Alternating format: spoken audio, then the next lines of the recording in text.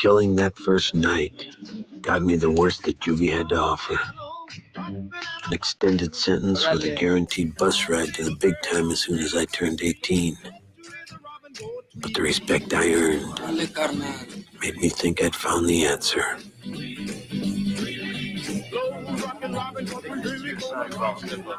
When JD showed up a year later, I knew we'd get even stronger. Hey, man, what's your name? Hey, where you from? La Primera, Islos. You talk like a fucking Chicon, man. I'll check you out later. Órale, así de finally let your white ass out of the hospital, carnal. Santana. ¿Y todo, man? ¿Qué voy a decir? These guys, check it out, man. This right here is JD, he's my best crime partner. This is Chewy, Casper, Chuco, Raymond, and Big Happy. Órale. Can I talk to you, Esther? Yeah, come here, ¿qué traes, carnal? Thinking of letting him in, Esther? Told you he's my best crime partner. He ain't Mexican, Esther. Yeah, pero ¿sabes qué? Es mi hermano. ¿Me entiendes, Méndez? Órale. So, Holmes, how's that leg? Check it out, hard as a rock, ese. Shit, Holmes, throw some shellac on it. Shit, I'll still run your ass to the ground, ese. Yo, míralo. Chavala. I seen that dude before. Ese vato sitting on the bench. I think he's with 18th Street. Es de huevos. I mean, de nuevo. What are we gonna do about Mundo? He's young, he's weak. But I think we ought to let him in. Show him the way, you know? Órale. Keep through, Chester.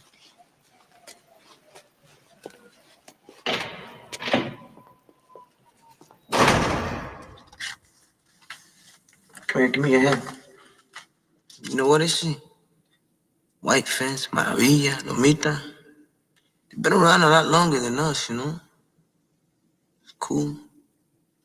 We got our own clica, though. Strong clica. Finally getting into our own, you know? Getting respect.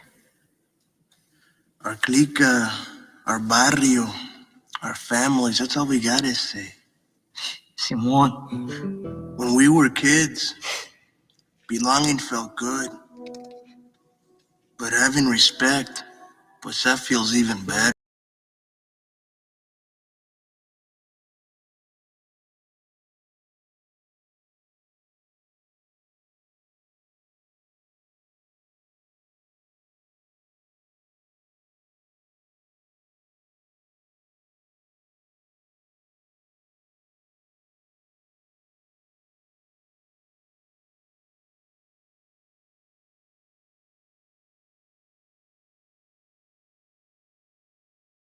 You're watching KBHK TV 44 San Francisco.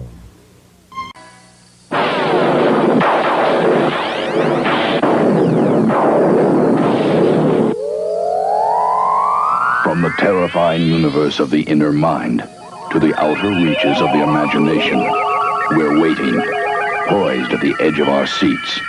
Time stops as we approach the unknown. Just when we think we're safe, the moment happens. And we... It's Saturday night, time for Gas Theater. Join me, Tom Labrie, for the best in late night fright. Horror, suspense, mystery, science fiction, the supernatural. And now, sit back, relax if you can. You are about to enter the world of... NPC the game.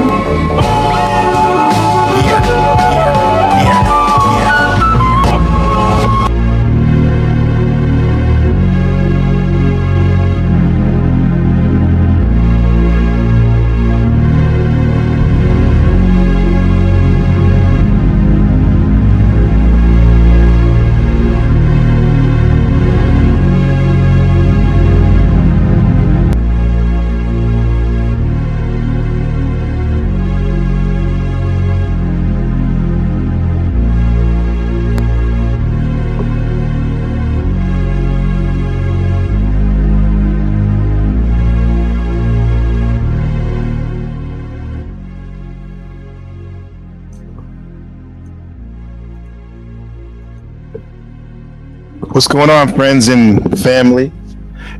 NPC The Game, streaming live from Taiwan. The back rooms of the real District 13 in Shaolin. How's it going, everybody? Shout out to the chat. Shadow Buddha in the building, bitch. Professor Clump, what's going on? Lady Luck, Sergeant of Arms, salute. The Wiccan One, much love. Lady Samantha, always a pleasure, sweetheart. And yeah, on all the Ninja Watchers, what's going on? Today's broadcast themes are you a good friend? Cicero, Peterson, can men and women be friends? Aristotle, if we get to it, an open panel. Yo, what a day, what a day. What a day. What a weekend so far. Shout out to the Provo. The Provo Provocateur. Peace, man. Shout out to Jen. I don't know, I'll try to be a good friend. I hope I meet that expectation. Yeah. That is the goal.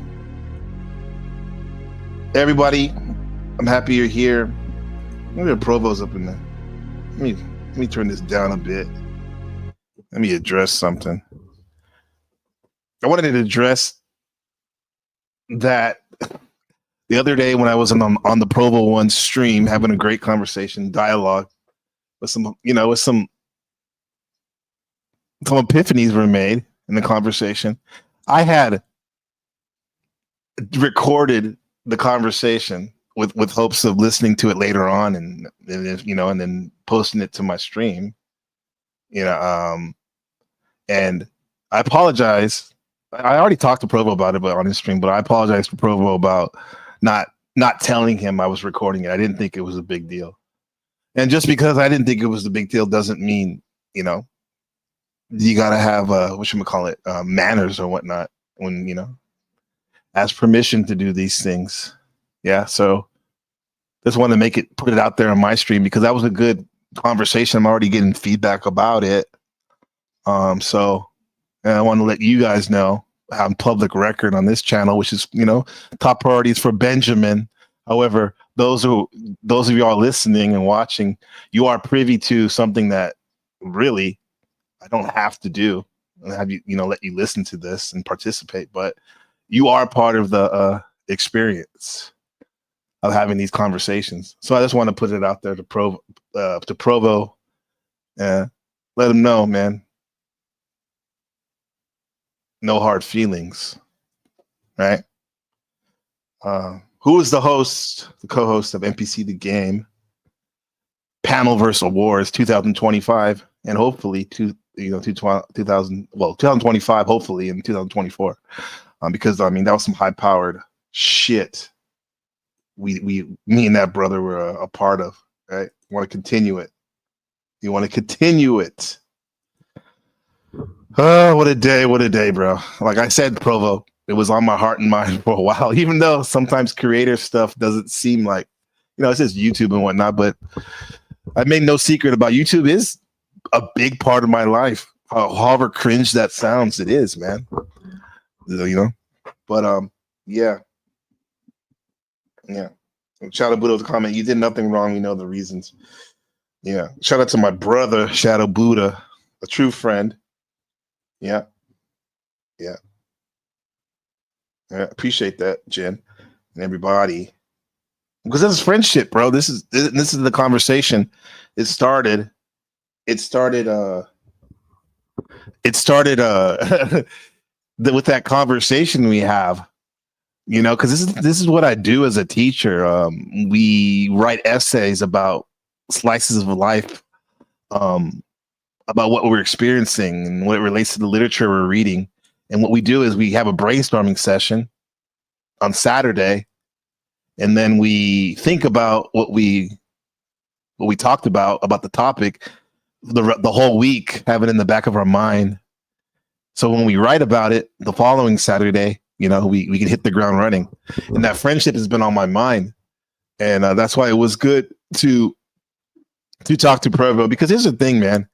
I mean, one of these people that always wants to make most people like come in contact my friend and whatnot, but it's like sometimes you just can't force shit, man. It just happens. You just let it be what it be sometimes, right? Shout out to what did he say, Provo? He said, I made a mountain out of a molehill. That's on me. I appreciate that accountability, man. That's why it was great that we talked about things, because yeah, man, like I said, I respect you heavily. I fuck with artists. Artists are what's changing this world, man, through our art. And this is art streaming. It's a modality of streaming. Who's another artist right here? A new friend. Hello, listener.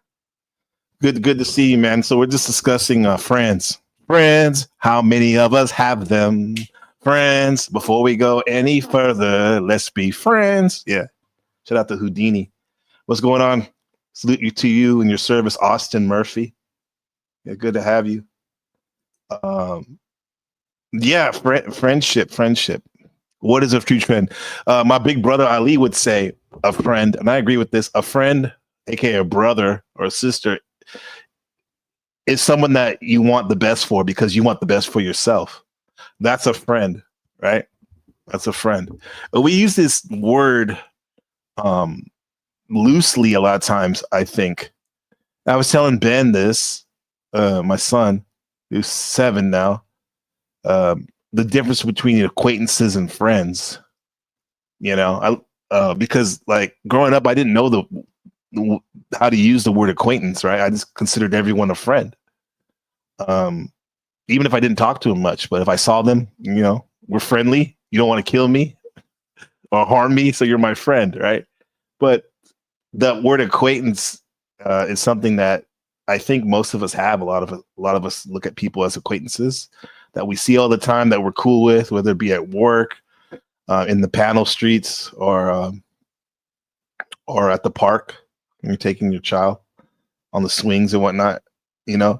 But most people are acquaintances for a lot of us, and friends are your inner circle, the people that correspond with you, constantly. I get it. People are busy. Like I have friends like Brian the Leo I speak on, and we've been friends since 1992. Brian the Marine, and we don't talk as much as we used to. But when we do talk, like last week, we haven't talked in months. It's like we pick up where we left off, right? He's busy, man. He got money to make off these futures. He has a family. He trains a Brazilian jiu-jitsu. He does all that cool shit, bro. But so we're busy, and I'm doing my thing, right? But when we talk, it's like we pick off where we left off, which is cool. But then you have other friends who, for whatever reason, you make the time for them and they make the time for you, and you have this wonderful constant dialogue going on that just sharpens steel, man. And something that you look forward to, bro. And that I definitely am blessed to have that with the Buddha, right? Shadow Buddha. And I appreciate that, man. Most of the stuff I talk about are conversations that we're having in the back rooms, per se. Friendship. That's true friendship, man. And that shit makes it so you can get through a lot of this bullshit, right? That shit makes it so everyone doesn't have to be your friend. It's okay, because you already have a true, as JD said in American Meat clip I was playing, this is my what do you say? He said my crime partner. Oh, how he said it. Yeah, your partner in crime in traveling this multiverse, right? Traveling through time, just like your spouse, your girlfriend, or if you're a woman, your boyfriend, your husband needs to be. I'm going to be absolute. Needs to be your partner in navigating this reality that you travel through time with. right? So, I mean, not to jump around, but this whole thing about can men and women be friends? I used to think no, but absolutely they can.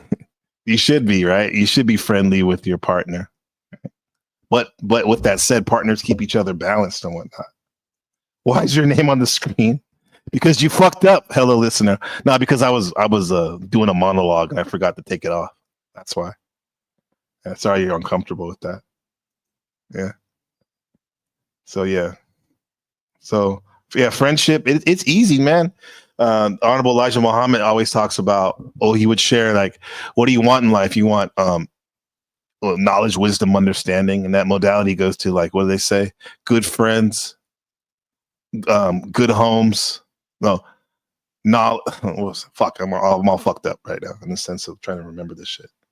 I'll just say, you want wealth, you want homes, you want friends from all walks of life, different walks of life, right? It's simple, man. I don't know. It's not rocket science to me. I don't have a problem with looking at people as friends. Like I have love and friendship towards people, especially new people. However, I might not trust you completely, but it's there. It's there. What does Dr. Peterson have to say about friendship? Let's see. For a minute. Here's how you know if someone's your friend. A, you can tell them bad news and they'll listen. They won't tell you why, you're stupid and why that bad thing happened to you and how something worse happened to them once and, derail the whole conversation. You can actually tell them bad news and they'll listen. So that's a good thing. And then this is a weirder thing. You can tell them good news and they'll help you celebrate. And that's a really good way of deciding who you should have around you. Because if you have someone around you, something good happens to you and you're kind of afraid to even admit it because, God, something good happened to you. It's like, you let that be known and it'll certainly be taken away. So yeah, I mean, dude, there was a time where I did surround myself around some people in my inner circle who were, who weren't winning at, as they say, at life, didn't have necessarily a blessed life. And I felt like kind of embarrassed or to talk about the triumphs I was having and whatnot, because I didn't want to make them feel ashamed in their circumstances. That's why it's probably better to hang around people that are on your wavelength. In a sense, they have some commonalities and whatnot that are actually striving to do better. And we get it. Like the friendships are cool because at one point someone can be very low and almost depressed and whatnot, while the other person's on the upswing, right? And that's why you can be there for them. And then if it's reverse, they're on the upswing and you're on the downswing, they can be there for you and listen. What he said, like a good friend listens and whatnot. Yeah, and it celebrates your triumphs. So that's important to celebrate when you're winning, right? Not only just pulling at the bad. You come out and you sort of tell someone half-heartedly that something good happened to you, and they give you a whack and then talk about, the great thing that happened to them 3 years ago, or worse, the great thing that happened to someone that they knew 3 years ago. It's like, go away from that person. They're not helpful to you, and they're not helpful to themselves either. And so you want to you got to think about this. You got to surround yourself with people who want the best for the best part of you. You can hang around with weasels and losers that are trying to pull you down to justify the fact that they're spiraling downhill as well. And the upside of that is you don't have to have any responsibility, and you can all whine about how wretched life is, so that. Dude, that's how sometimes Discord life is like that, to keep it 100. Discord life can be like that, just complaining about how the discretions and the abominations that you see in the panel, for example, how people are treating you, and I get it. Like, it's easy to point the finger at others instead of like looking inward and deeper at ourselves. And misery does love company, and there's a lot of misery in this world on default. So much so that we really don't need to go out and seek it actively. But some spaces, some Discord spaces or sewing circles could become places that breed shit talking fests, right? When in fact they also can be places where you just dig each other up and whatnot. And we don't want to like put blinders on where we don't talk about our blind spots and the things we need to work on with our friends. That a good friend does that for you too. They keep you accountable for when you mess up, right? That's a good thing, and it's a very delicate balance because on one end you don't want to feel like you're pushing your friend away by giving them a hard honest truth, whatever how you say that. I'll say the hard, cold, honest truth, but also too, you want them to learn a lesson from their mistakes. That's pretty attractive, but I would say it's also a bad medium to long-term plan. And so it's acceptable and desirable to try to surround yourself with people who are facilitating your development. You know, and you might say, well, I've got people around, I know them well, you know, they're not doing that well, and they don't fit into that category. It's like, what's your point? What are you going to do with them exactly? If they'll listen and cooperate with you and move towards a better future, great. If they don't pay any attention and they keep doing the same damn things over and over and they're not going anywhere and it's painful, then maybe the proper thing to do is say, you just have your misery. I'll go off and have my life. And maybe you'll wake up at some point in the future and think that's a better way of being, because just putting up with it is, well, they call that enabling, right? You put up with that sort of behavior, you're providing tacit consent for it and even tacit approval. Yeah, man, I see how that now why people do hang with themselves mostly, because when you do reach out, it seems to be people just using negation as the number one operating system. Negation is great. Shout out to the great Michael Tersarion years ago, who was sharing about negation as a way to enlightenment, as a way to enlightenment. It's the first step in figuring out what you don't want in life, right? And which makes room for what you do want in life. But if that's all you're doing, that's very taxing. That's very, very, very, could be very taxing. This is why some of us have very small circles. Like we may, for example, for me, I might be friendly to many people, but it doesn't necessarily mean I want to hang with you if you share an attitude of constantly pointing out what's wrong with the world.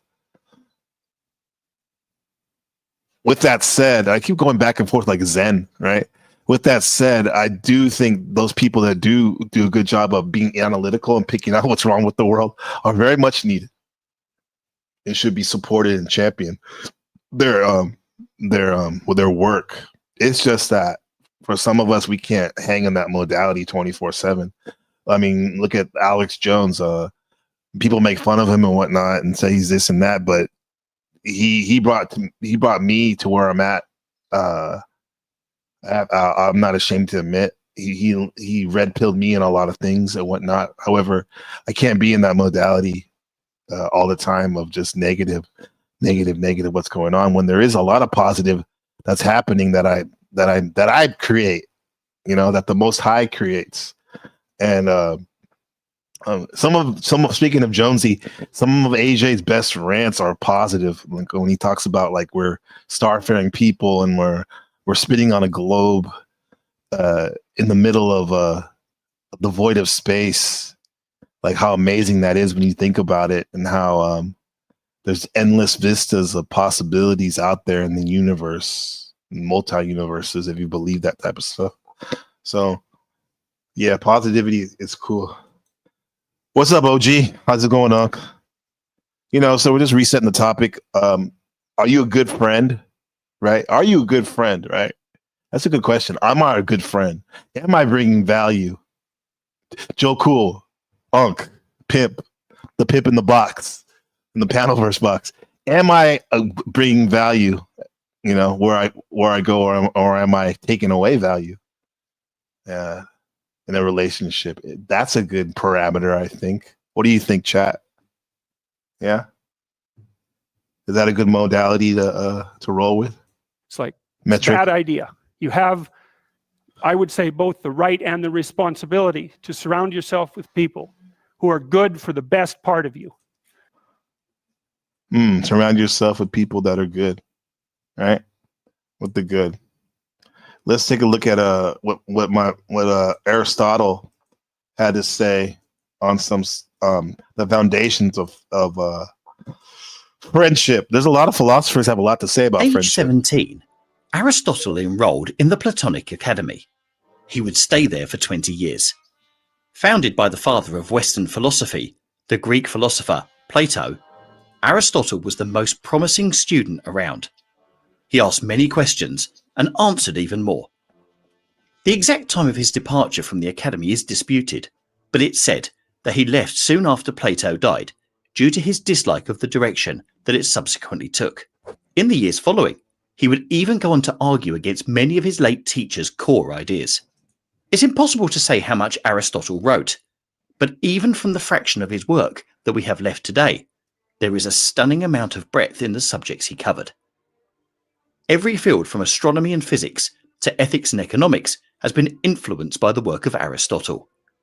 For more than 2,000 years after his death, he has remained one of the most widely read and quoted thinkers in the... Yeah, we get it. He's on some hot shit. What do you say about friendship, though? Outline two kinds of common friendships that are more accidental than intentional. The first is a friendship of utility.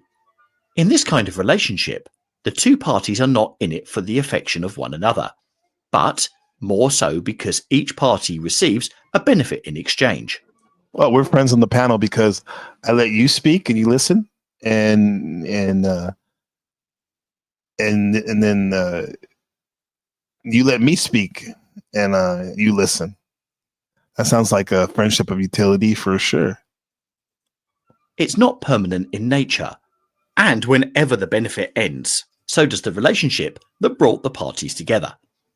Aristotle observed this to be more common in older folks.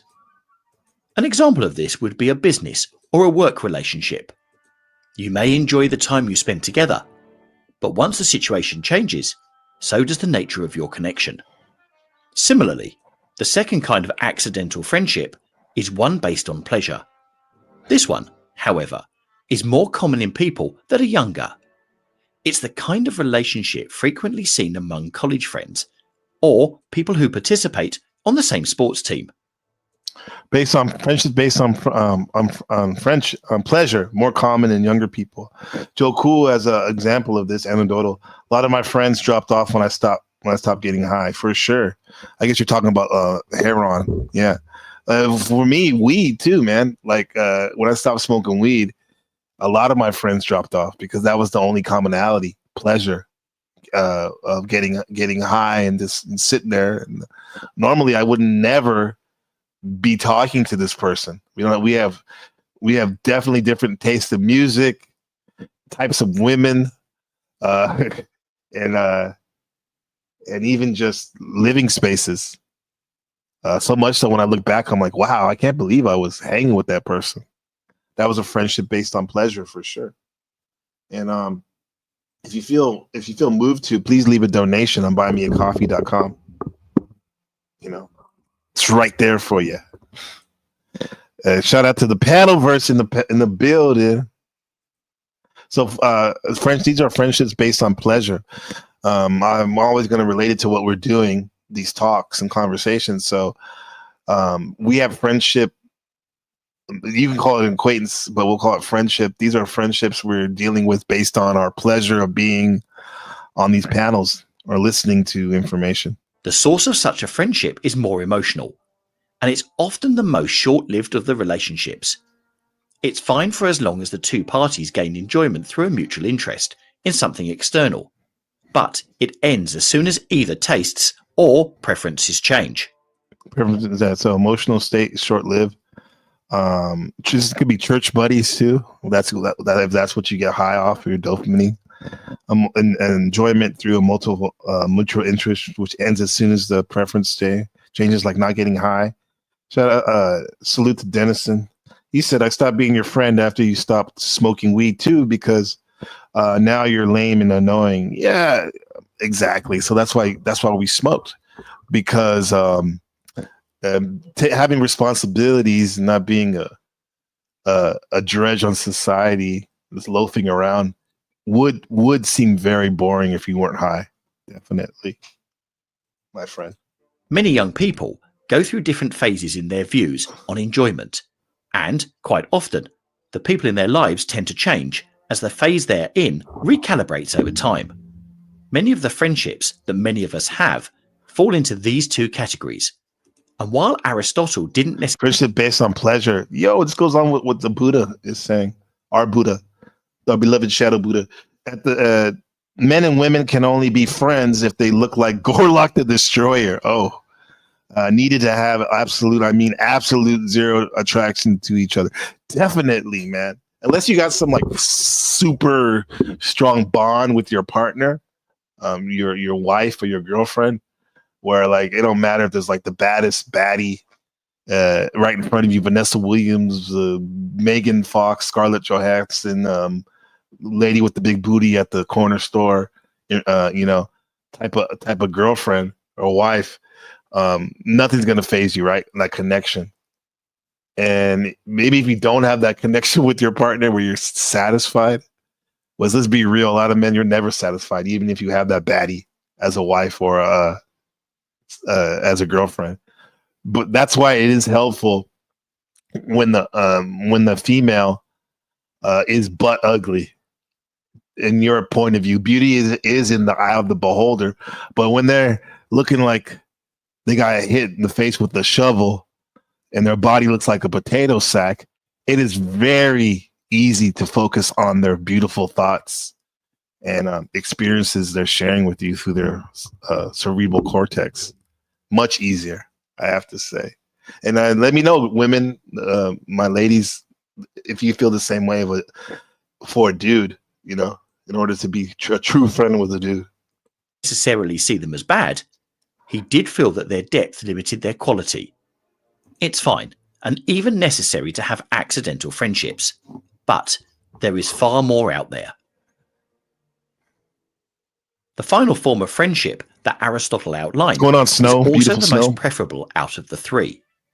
Rather than utility or pleasure, this kind of relationship is based on the mutual appreciation of the virtues that the other party holds dear. It's the people themselves and the qualities that they represent that provides the incentive for the two parties to be in each other's lives.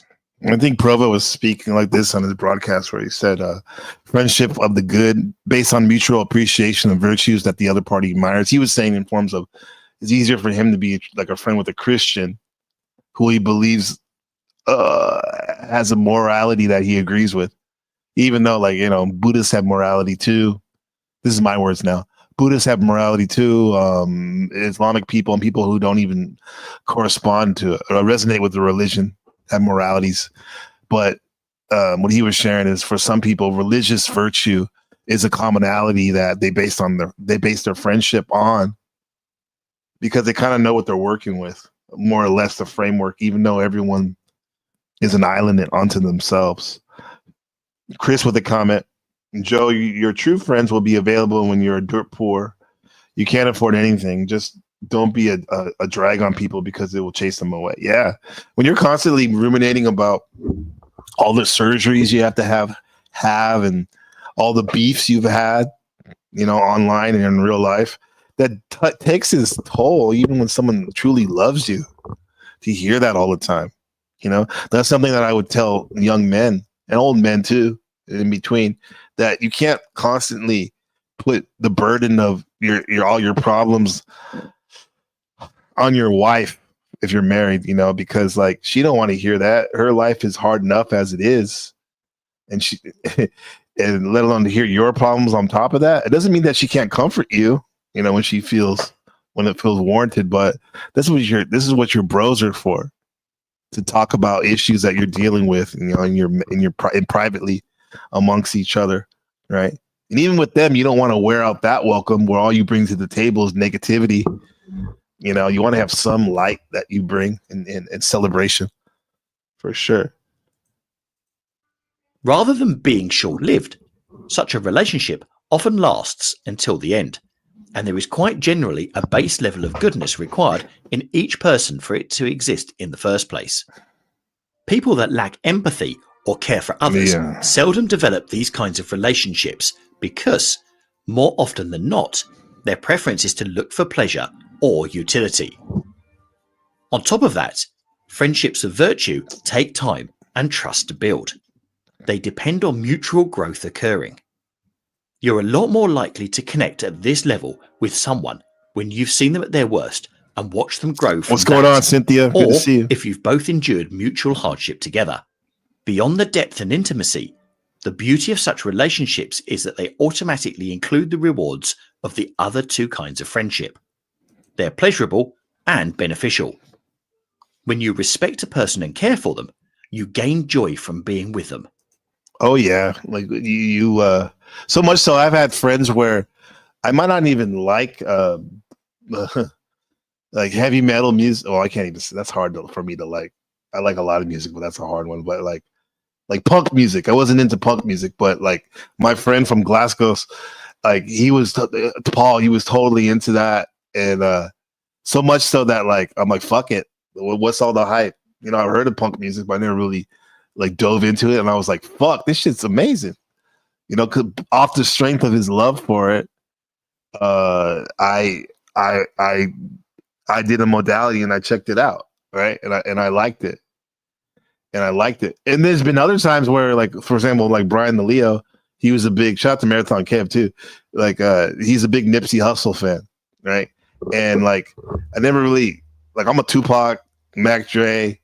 I mean, I like all kinds of music, and I respect Nipsey, the couple songs I heard, but I never really was moved to listen to him. But my friend Brian, that's the same birthday as Nipsey, was totally into it, you know, and I gave it a chance, listened to him, and I'm like, okay, it's cool, you know, because he's cool, you know, Nipsey's cool, but like normally I probably wouldn't listen to that, but just off the strength of my friend being like vibing off that shit, I was like, okay, there has to be something here.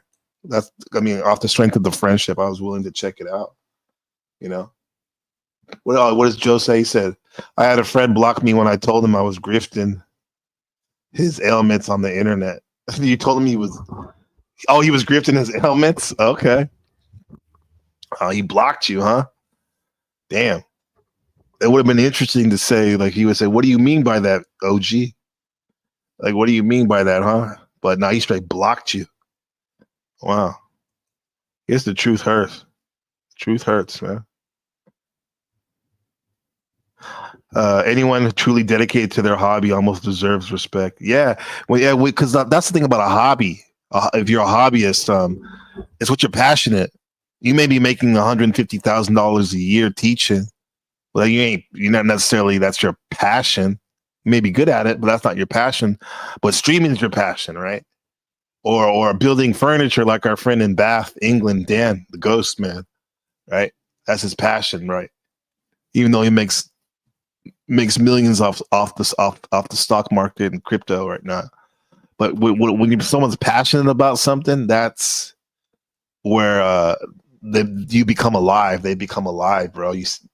Which is contagious in a friend. If they're a good enough person to warrant such a relationship to begin with, then there is utility too.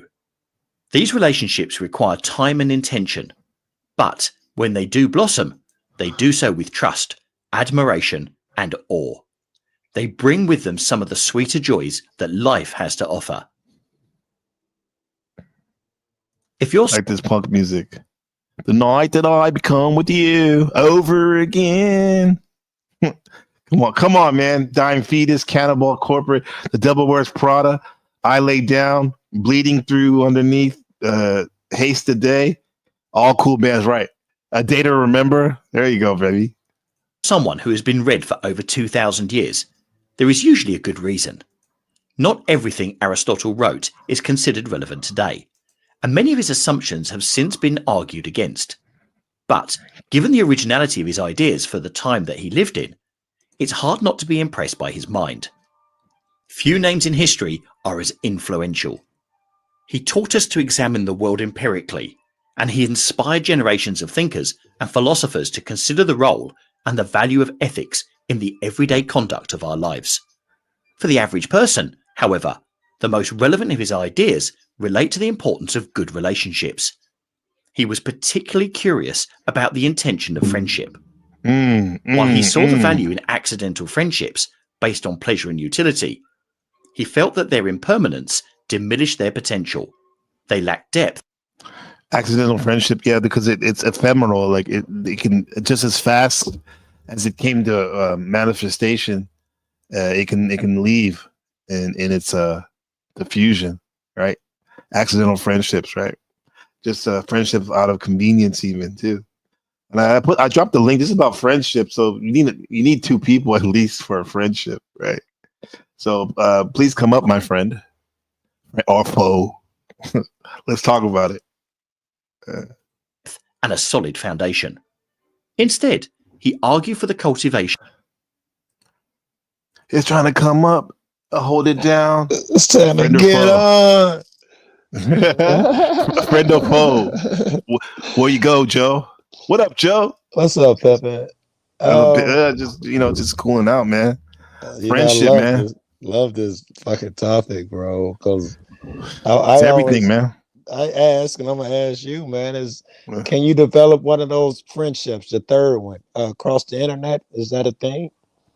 That's where we're trying to cultivate virtuous friendships. Yeah, I think you can especially over time. You know, over time, it only take that fucking long. You can see something in a person, and you'll be attracted to them. Whatever energy your friend had that made you listen to that music, that energy pops when you see a motherfucker, right? On the internet. Does. Yes, it does. It does. Certain motherfuckers, you feel that connection, even if it's unsaid, whatever it is. I'm getting the chills when you talk about that. Yeah, I feel it. Yeah, I know you're right. Nigga, from me to you, you know it's right. I already know, man, and I see that. Like, I don't. It's funny because I respect, like I said, Provo, and shout out to Provo for fucking doing the mod shit, like putting everyone's link. The great Joe Cool, who, in my opinion, is the emperor of the Panelverse, because if we're talking about most points on the board, it's Joe Cool, bro. Most subs, not bot. Yeah. I know, right? Yeah. But shout out to Pro. Thanks for that. Bro, you the man. You the man, I was man. watching him earlier today. That motherfucker, I couldn't do that, man. Stand up like that. Yeah, man. And that take a special skill, special talent. I know he's wild with that, man. It's definitely what attracted to me to his artistry. It was like, nobody else is doing this. Is crazy. This guy's like making a hole in the floor. But it works. Yes, but it works. It works. Yeah. And no one else is doing it. I'm so anxious to see where it goes for him, right? But here's the thing. Like, I see you in a second, Dennison Digital. 1 second. I like me and him. I had a he won't call it a friendship, but I'll say it. Fuck it. Like, he's like a friend to me, like a friend. Like, and in a sense that I hella respect me, and I think that's a thing about a friend, right? And they can tell you. They tell you straight up when you need to be, blind spots and whatnot. Yeah. And that's what in the last 48 hours, me and him were going through. We had a very good conversation. And but it was harsh. It was harsh, bro. But if that's a great test for friendship, right? Because exactly, your friend, y'all talk shit, and never cross y'all mind that you finna break up and he don't like me. It never crosses your fucking mind when you give them shit. And this is what, like you said, that friendship, the virtuous friendship. Yeah. I've experienced that because Shadow Buddha does that for me almost every other day or every day when I talk to him. Keeps me honest and also celebrates me. I was telling them on Provo's show, it's like some people think I respectfully disagree with some of the stuff he was saying about, like, he doesn't believe people can have that friendship online. But I was like, bro, like, this guy's been Buddha's been with me when I lost my daughter, man. Right. And like, he was like one of the first person to, like, offer his condolences and just hear me out, bro. Yeah. That shit's priceless, man. Your shit up. That nigga in the back, Dennison. What's up, Dennison? You're giving me your example in Shadow Buddha. I would have given you my example in Dennison. That's the guy I met a long. Wow, that's a surprise, but not a surprise. You really think about it, right? I've watched that motherfucker stay solid through the fucking years, man. Yeah. And you gotta admire that shit. And I don't mean stay stubborn. I mean, he tries to keep to the train of thought. All the shit I admire. If there's a discussion going on and you try and keep to the topic, try not to be bad faith, and all of the things I admire. I've seen him do that for so long in the most fucked up places. I feel like he's a cut above most of these niggas on the internet. I feel a special something for that dude. Yeah, yeah, and I can see that. Like for me, the little interactions have hit hard with me with Dennison because, like, I was very happy last week. I think it was when he came on because he keeps us honest or keeps me honest. Yes, like and that's about the like stay on positive. topic. Yeah, Don't be like talking about people so much if you're not going to use them as a good example, but just don't talk about them. Talk about them, yes. type of shit. Well, here he Yes. is, so I don't have to talk about you now because he's here. What's up, Dennison? Any thoughts? Is this thing on? It's on, man. Yeah. It's on. Yeah, I was gonna use Joe as an example too. So I'm glad that he said that. That's funny. For me, my friends are essentially my family, because I don't really have one, so I kind of had to make my own, and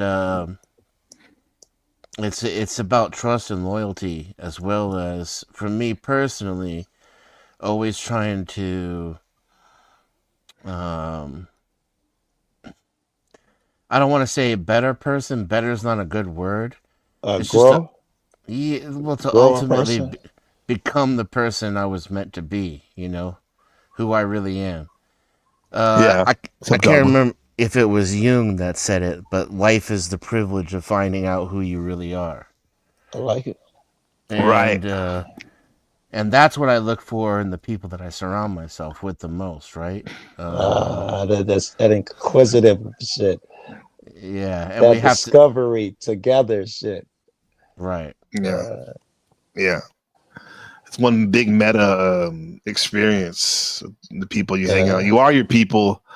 All these tropes are like, I mean, they carry weight. Like, you are the 10 people or even the 2 people you hang out with, if it's that small. That's who you are.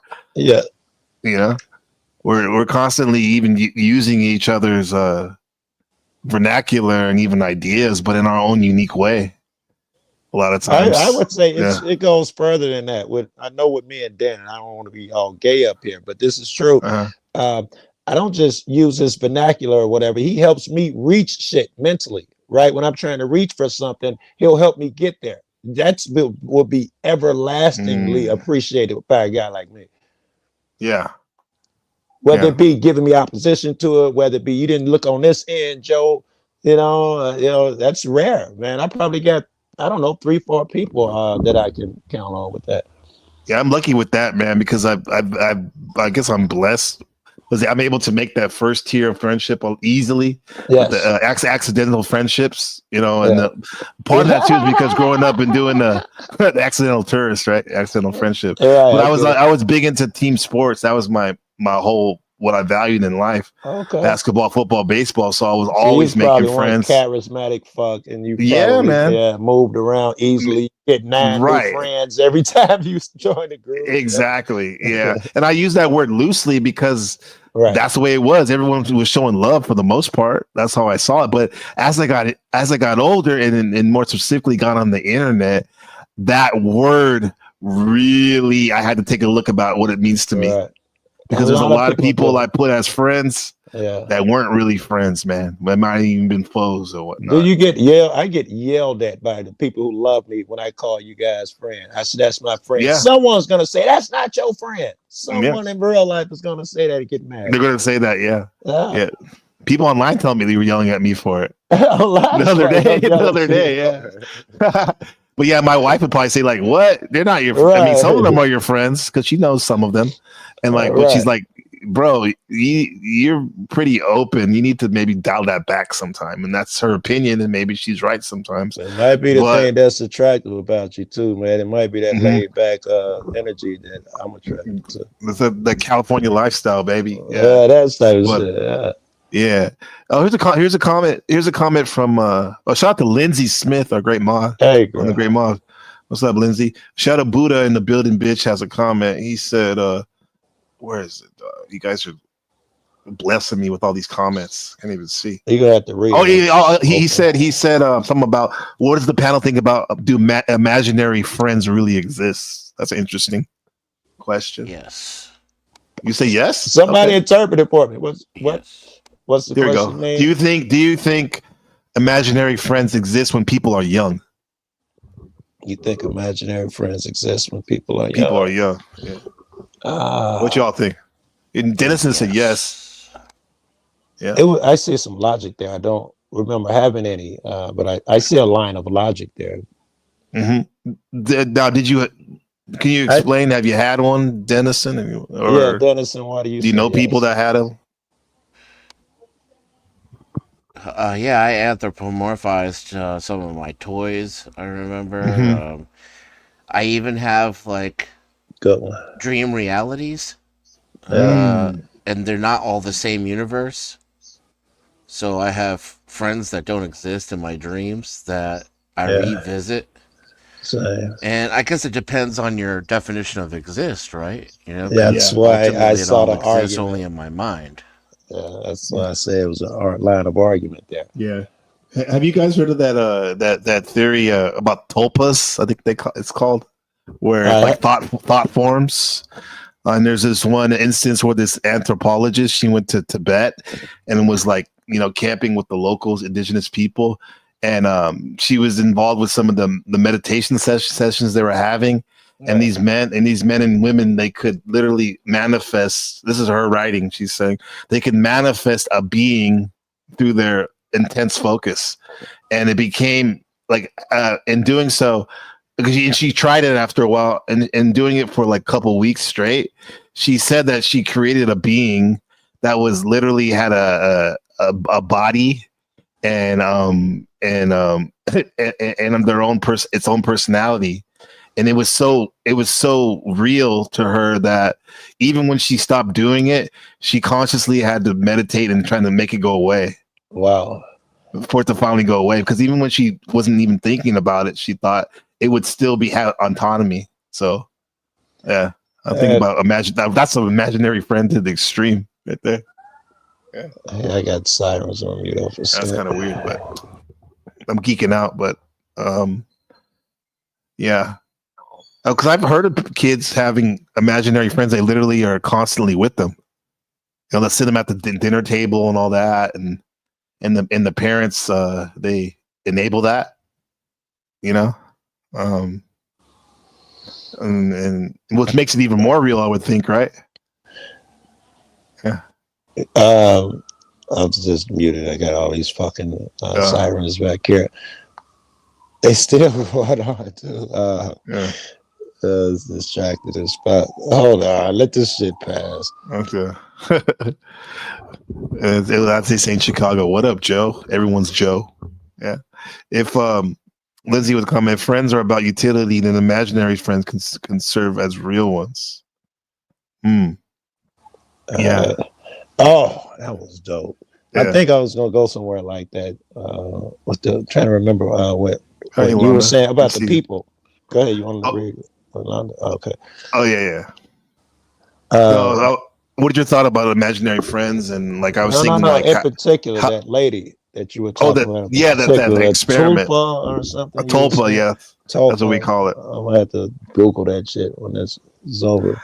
Yeah. Makes me. Okay, let's assume. I think you said they was getting high during this. Yeah, well, they're meditating, but for all we know, they could have been getting high on a hash or something. I want to say, yes, in this line of argument, I want to say, let's assume they were getting high as fuck. I don't think that would stop it from being real. If you can manifest it, if real is up to you in some form or fashion, which it looks like it is, what you believe makes it real type shit, then because you get super high is not going to change that. That's just as real as whatever other thing you see, whatever fear you have. That it's real only because you believe it. Right? Nothing bad happened to you, man. But I got a buddy walk around. He's so scary, man. He keeps a camera walk on his chest, on his GoPro everywhere he go, and he don't cop watching that. He just like that, and he say he always on guard. I don't let people stand 4 or 5 feet behind me. It's just all of this shit that he's manifested in his fucking head. I feel sorry for him, bro, but it's real to him. It's not real to me. It could be real. But it's real to him. That's to me is imaginary foe. We like making imaginary foes. If I want to use that metaphor, imaginary friend. He's making everyone like a foe, and I've been there with this stupid And I'm not saying it's good stupid point. not to acknowledge, not to make anything less about people who are going through it. But when I felt like I was gang stalked in the past, I literally made everyone basically an enemy, a foe. Yes, makes sense. Not imaginary friend, but imaginary I like foes. it. I like it. And that was a wild experience that was not fun. That was not fun. It was not fun whatsoever. I imagine that's how a lot of people live in that to some degree, especially the people who look for a wrong in people immediately because they want to flee. Yeah. Look at what he did. Did you hear what she said? I don't hang with people like that. Those people are there looking for imaginary foes. If you were open-minded, that could have been a true friend or something. Yeah, I used to look at I used to like be at the park because I used to live by this military base when my son was born, and there'd be people that would stop and they fly their little drones or do whatever. And there's one guy when I was walking and he was like, I thought he was staring at me, and it was so awkward the way I played it. I just went up to him and was like, "What's going on, man? Is everything good?" Like, it's like, first of all, he probably couldn't understand me because I was speaking English. And secondly, it's like that's kind of awkward. All right. Yeah, because my mind was in that imaginary foe mode. Interesting. Instead of friends. All right. Friends, yeah. Maybe because I didn't have too many real friends. Right. That's why I was like feeling that void. That void or whatever. I was thinking that's why you would have did it, but filling that void is the way you put it is even more interesting. Yeah. Yeah. Let me hear what you guys think about Cicero. I'm sure Dennison and Joe heard of him before. I've heard of philosopher. I'm a fan of Cicero. Philosophy too, but I can't tell you a lot about. I think you'll like this one. Cicero in particular. Go ahead.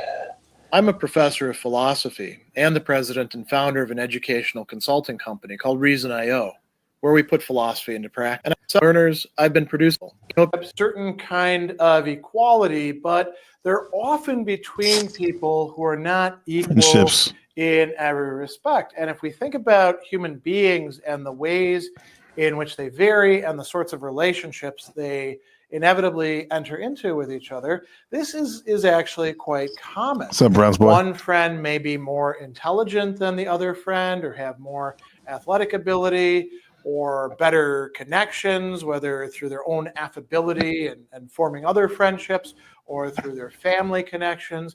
A person may be rich or poor. There could be all sorts of other ways in which friends are going to differ from each other. And Cicero isn't the first person to discuss this. As a matter of fact, this plays a major role in discussion of what we call unequal friendships in Aristotle's Nicomachean and Damian Ethics. Hey, unequal friendship, that's why people usually use that word simp in 2025. Because that's what the actual simp is. It's right. It's usually a man that does jumps through hoops for a woman who barely gives him attention. Right. That's a simp. Yeah. I've heard people use the word simp to kind of just say when someone's being nice to somebody or glazing them up a bit. Yeah. Right. A lot of people. I don't know. That's knee jerk shit. Yeah. Go ahead, Joe. What do you call that friend? Because I had a thought on it. The what friend? He said unequal friendships. Yes, unequal friendships. I was only thinking about like he was saying, the guy's a little smarter, guy's a little more athletic. Okay, I see what you're saying. I see what you're saying. So that was my definition till you threw simp in there. I didn't want to take it there, but you're absolutely right. It was trending, so I guess I had to say that word. And someone who definitely not a simp, but is one of my new friends. What's going on, Wheels? What's up? Hey, Wheels. How's it going? Joe Cool, nice to meet you. Good day, right? Oh, yeah. You got opinion on some of this shit, Wells? What you got? What you got for us, my friend? Well, your subject said, can you be friends? Can men and women be friends? And oh yeah, it's one of the segments. Yes.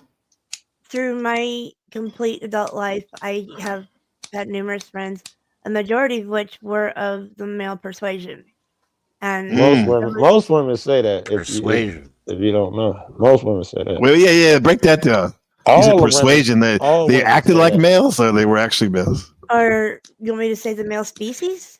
I was kidding. It was just fuck with. But no, I've had many friends, and it was a strictly platonic friendship between all of them. I mean, all of them were married, so Whoa. that goes back to my time as a firefighter. Be the only female on the roster, That makes sense. and I became friends with them. They all became like a family. Yeah, imagine Big Brothered you to death. Imagine they looked out for you at the hour, got tight. But I just, men and women can be friends no matter what. I think they can too, but now I'm going to take it into I guess red pill territory in the sense that like I get it. Like, and I remember my wife had she had male friends. She's an Aries, so a lot of times Aries women especially do have a lot of male friends because they got that more of a masculine personality at times. I believe none of that, but continue. Okay, yeah, okay. Well, anyway, she had masculine friends, but as we got more serious and whatnot, because of my preferences, you probably picked up on it. Like, I don't want to be with a woman. This is me personally that has like active friendships with other men. Yeah, I know that may seem wild to some people, but did you say this you is just do me. or don't? I don't want my partner. Yeah, who does? I'm okay. Some people I see. think Some people don't care. great. My girl, we have a lot of buddies, and I like that they talk and kick it and all of that bullshit. Maybe the distinction is someone I don't know and hang out with, because of course these are people I know and see. They're all males, and if she hanging out with them, I encourage it. I think they're the greatest people in the world. Maybe if it's a guy that I don't know so well, ain't my best friend, I'd have a problem with. I see. Yeah, and it's her ex. Ooh, that's another one. That's a crazy one. What do you think about that, Joe? Like if it's their exes, but they're good friends. Only if it's under some special circumstance. Fuck, I'm in that position, man, with my girl and my ex, right? I got this chick, she's my ex. We've been friends for, I don't know, 5 years or something. Then I meet the new chick, and she's like, can't be friends with them all. I'm like, that shit is fun, yo. I'll be going to Andrew Tate on you, be like, men and women are different, though. It's all right for the man to do that, but women can't do it. I hope somewhere's at you when you need them, because it sounds hypocritical as fuck. No, it is hypocritical, and I would say this, like, deep down, I probably do subscribe to that. However, it doesn't mean I'm gonna have all these women like friends that I constantly talk to out of respect to my wife, even though just because you can do something that doesn't mean you should always do it. I believe. Here's another argument of mine, at least. She's setting up, she'll hear me getting calls from guys and chicks. It's usually business, cop watching chicks, and a lot of it involves going out of town and then staying at the same hotel, not in the, God forbid, the same hotel room. But it might be a bunch of us in the same hotel. Shout to Vegas. Keys floating all around. So it would be weird for me to make only plans with the guys like this and exclude all the women cop watchers because they're women. That's insane. But if she had her way, that's the way she wanted, Yeah, the internet does put you in interesting circumstances that a lot of us have never been in before. Individually, but also as a human species, These male-female dynamics, man. You're right, because this may be new to everyone because of the technological advancements right now. Certainly, it's not things that you've ever been able to get used to in the past, because it's not something that happen commonly. Yeah. I don't know. Do you get this guys in Denison and Wheels, like, where I say these things, like these big statements, like if I don't believe this necessarily anymore, but like men and women can't be friends. Yet, if you look at all the people I've been talking to lately, I have a lot of women that are actually I'm friendly with and I consider my friends now. So it's fucking weird how that shit works, bro. Like how you can make this definitive.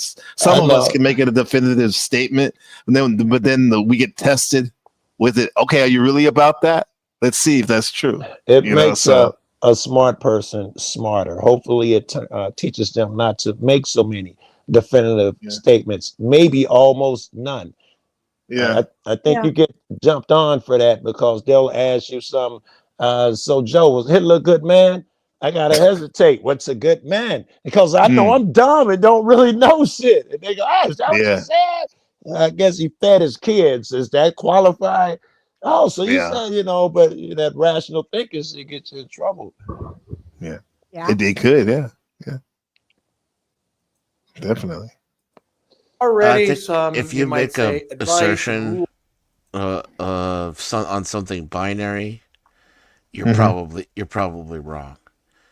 Binary thinking generally doesn't apply to life. It's not really a real thing. You can't find it. You brought that up last time, that theme, Denison, I remember. Yeah. And things are kind of on a scale of truth. Like, how true is a certain statement? Yes, you know? and that's being generous. I give it on a scale, you know. Yeah. Generally speaking, men and women can't provide the same type of support for one another because they're different. Is that how you define a friendship? Maybe. I don't know. It means it's more difficult to define a friendship now, you know, because you threw that. Yeah, I should have asked you guys. Like, let's start with Denison. Like, what do you think? Let's start with with Wheels. What do you think a friend is? No, whoa, Denison. I mean, presumptuous, but that nigga likes to finish his thoughts. Were you done? Yeah. Oh yeah, I was good. I'm done. All right. Okay. Thanks for the schooling, Joe. Yeah, you know, I've seen them jump on motherfuckers over that. I don't mean to be a dick. That's all good. Yeah, respect. Wheels, what do you think a friend is, or a friend? To me, a friend is someone that like you can connect with on a personal level, but that personal level doesn't go any deeper than like the surface. Whoa, that's heavy. Whoa. You got to go deeper. Okay. I understand. No, because if you go deeper under the surface, then it goes from platonic to possibly. You're talking male, female strictly, but you're still talking about male, female. I was just talking. I thought he just said friends. Period. So well, it depends. You know, let's say a girl. Can you go deep with her? You don't have to keep it surface level with her, right? And you could be friends. What's a friend with a girl? Yeah, but a friend is someone who's there for you when times are tough, when you need a shoulder to lean on, an ear to chew on, and so on, like that. That's to me what a friend is. Okay, but can you unpack more of what you said about if you go deeper? What does it become if it goes deeper? You're saying, like if it's male and female that are friends. Male and female. Okay, we're still talking about that. Yeah. Okay. It becomes what, like romantic? You're saying, basically. Yeah. Okay, I get it. What about same sex? If it goes deeper, it can go as deep as, you know. I feel like that would be one-sided because you don't know if the other person would reciprocate said feelings. No, that's weird. No, that's weird. Everybody got to take that chance. I mean, you never know. You still got to leap off that cliff and see. I want to touch on something that Joe said, that how he's friends with his ex. Yeah. I was married for a short period of time, and we decided, together that we were better off to be friends than husband and wife. And he became one of my closest friends up until his passing. I could have added this too, that me and that girl, my ex, were friends when I met my girlfriend. So all three of us were friends together for a while. We talk on speaker, just put it on speakerphone when shit. I didn't even see. Wait, sorry, Joe. I didn't even see these guys. Sorry, guys. You're backstage. The great Provo. Look at this trifecta. The great Markella and our wonderful mod Lindsay. Hey guys, sorry about that. We brought in another 18. We didn't bring in the bench, right? We brought in an 18. It's straight. It shifts. What they did hockey, a line change. I don't know the rules of hockey. I'm a real brother, man. You don't know those I am rules. too, bro. But we got the San Jose Sharks. San Jose Sharks came in '92 to my city, bro. Shark City, bro. All I know come is on, they bro. got nice Represent. jerseys. They No, do. They sir. do. Yes, I boss shit, Yeah. hats and shit. It looks So welcome to our panelists. Some are friends, some are great acquaintances. Good to have you. Good to have you. Good to have you. Yeah. Thank you, NPC. Well, thank you. Yeah. Joe, what were you saying, Joe, about your ex and the friendship? Yeah, I thought that was I would have had to throw this on there that all three of us were friends. We went out together. When my ex called me when I was with my girlfriend, before she was my girlfriend, when I met her, all three of us talked. Everything was friendship. Yeah. Then when I decided I Lady got Luck. close enough where I want to be, her guy. Now I'm just supposed to cut that off. I'm like, Adam, is that horrible? Well, this ain't mean as fuck, yo. Yeah. Did you do it? No, I didn't do that shit. Not So only you that, got her off? I did. Oh, No, you just I said ain't cut fuck it. You shit gotta do off. what I I told her say. prove it, nigga. And she was like, "Well, wait till the next time." Blah blah. Next time I was in Texas, I went out cop watch with her and another friend, and my man's went live. And then she was like, "Nigga, your shit'll be back when you get home." I was like, "Prove it, nigga. I'm one of those dudes, bro. We still together." Yeah. Okay. Yeah. You got a trainer. We're all training each other in a sense. Shout out to Lady Luck, the Sergeant of Arms. What's going on, my friend? Hey, Lady Luck. What's going on? Hey everyone. What's cracking? Hi. Thank you for having us up on the panel, NPC. So the topic You're welcome. today is friendships, yeah? Your mic a Yes, little sir. poppy. Yes, ma'am. Yeah. Nice. Yeah. Yeah. So friendship. Any thoughts? Yeah, we're going around. Liz, I'm totally interested in your shit. Well, not to be. Go ahead, Provo. Just- what you got? I'm sorry, I didn't know you just were got a speaking, little. Provo. I'll make it quick. No. Take your time. I'm not looking at the phone. I didn't see you. I see you now. I apologize. He's in the middle. I'm interested in what you got to say too, bro. Center stage. Just a reflection of my experience with NPC the game. It brought me to reflection of my own experiences in life and my friendships. And some of the strongest friendships I've had have come after a conflict with somebody. I like that. And that's true. The ability to work through that conflict and have some type of resolution, increase the understanding of the other person, and it built in the end a friendship, and a strong one at that, because it gave me an understanding of that person and how to work with them through difficult times. And if you really have a friend, you're going to come through conflicts, and you're going to have to work through resolution. It tells you about that person. It tells you how advanced they are, because some people flee, run. They think if that guy was so cool as to call you the next morning, or and be like, "Man, I'm going to get a cup of coffee. You want one?" Oh shit, this nigga's a boss. Yes, man, let's go. And that's what Provo did, man. Like we had our conflict or whatnot, but he literally, in the middle of his show, he stopped it. It was like, yeah, I asked him, like, you mind if I cut up? He's like, yeah, go ahead, bro. And that says wonders, means the world to me. That, like, because so many people run away.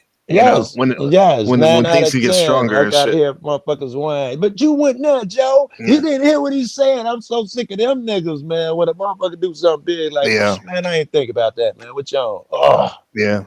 So tell Provo, like, man, this has been a big weekend, man. Right, that type of shit. A big weekend, man. I think we're evolving maybe past acquaintance. With me and you, we're moving into the field of friendship. Wow, when does it turn romantic? That's big. I'm wondering. There we go. Never. He said, "Let's go." Give you his game jacket. Come on. That's a young Russell Brand right there, bro. He got all the baddies after him. Speaking of, he has a wife. Russell, speaking of, I used to have so much respect for Russell Brand. What's up, Wicked? How's it going? Joe Rogan too, for that matter. Yeah. No, I don't get Wiccan. What the fuck am I blessed? What the fuck just happened? I thought I'd never see you again. Hey, what's up? Yeah, what's up? We got hi. Hey, Lindsay, how's it going, man? Well, man, I say man, that because you're the homie, but you're definitely a woman. Guys too. That's right. Exactly, Lindsay. You always have such good takes on stuff, and you're not afraid to confront people and whatnot. And I respect you a lot. What do you think about friendship? Can you find friends on YouTube? You think, or is that like? Wait. I don't want to run your shit, but go ahead. You got something to say? I assume she been marinating on something. I wanted her. Oh yeah, what do you have to say? Unpointed, yeah. Oh, I think, I'm not sure, but I think I was cutting off Wiccan. It sounded like she wanted to say something. Oh, my bad. So Yeah. I didn't want to speak over her because she seemed like she was ready to go about something. Very polite. But I'll go after her if she wants to go first. Oh, Wicked? all I have to say about friendships is that you stand by your friends no matter what. Nonsense. That's the craziest. Don't that bullshit. Come on, Joe. Don't that. Be easy, bullshit. baby. Come on. What a real friend do is tell their friend when they're out of pocket. That's what a real friend does. If you love them, that's what you do. Part of it. Stop it. Yeah. There is but you can stand with them and still tell them, keep them accountable. I've told friends, listen, I'm gonna fight with you on here, but when we get to the crib, I'm gonna fuck you up for doing this dumb shit. But I'm not gonna tell him he did right. But a real friend will accept that collective criticism. Agreed. Yeah. I think that right now in this day and age, keeping you honest and this accountable. I brush past that. A real friend, you must learn this criticism, and you could not be a real friend. I think that was really pertinent right there. Yeah. I don't think there's such a thing as a real friendship without it. I think you can also be friends with people on YouTube. I believe that. Yes. I know I do because I've met so many people, and there's a difference when you feel them online and you meet them. It's instant, right? You skipped a step because something developed on the internet. It's a real thing. Yeah, but there is times, dude, like, and this is the conversation was probably hit hard because I had to really look at myself because there's time when I really opened myself to people, and it was maybe that one-sided friendship that dude was talking about, in the sense that, like, and then when the friendship broke up, I felt like devastated. And it's like that's kind of wild, bro. Yeah, that unleveled. But I put myself in that situation. He called it. I put myself in that situation. Yeah. Go ahead, Lindsay. You have something for us, Markella? Wicked, were you done? Lady Luck. Yeah. Okay. Yeah. Okay, I was thinking, I call bull. I know I'm in the minority, but I call total bull on men who can't be friends because the implication. Oh, that one. Okay. Yeah, because the implication is that men have no impulse control, right? Yes, or the woman doesn't. Maybe one or the I other love is gonna fall in, love or want to make out with the other person or sleep with them or whatever. Yeah, it's the woman's fault automatically, apparently. Sometimes, the guy starts looking good to her too, right? Oh, they're happy. Yeah. That kind of stuff can happen. And then it but ruins the friendship. I call BS on. It's not something you can't talk over or work out somehow or kind of control, and especially if the other person has a sig other. But then it's sad to me to think that because of that, because of our possessiveness and our insecurities, I'm probably no different. That we would want to our spouses or mates to end friendships just because they're ours. And I say anytime you feel like you belong to someone, it's kind of cute at first. I belong to you, you belong to me. Aw, that's adorable. After a while, it's not so cute. It may be flattering to know that somebody wants you, but when they see you as a possession, it can really get too far, and it can interfere with interpersonal relationships that you have outside. And isn't autonomy and individuality just as important?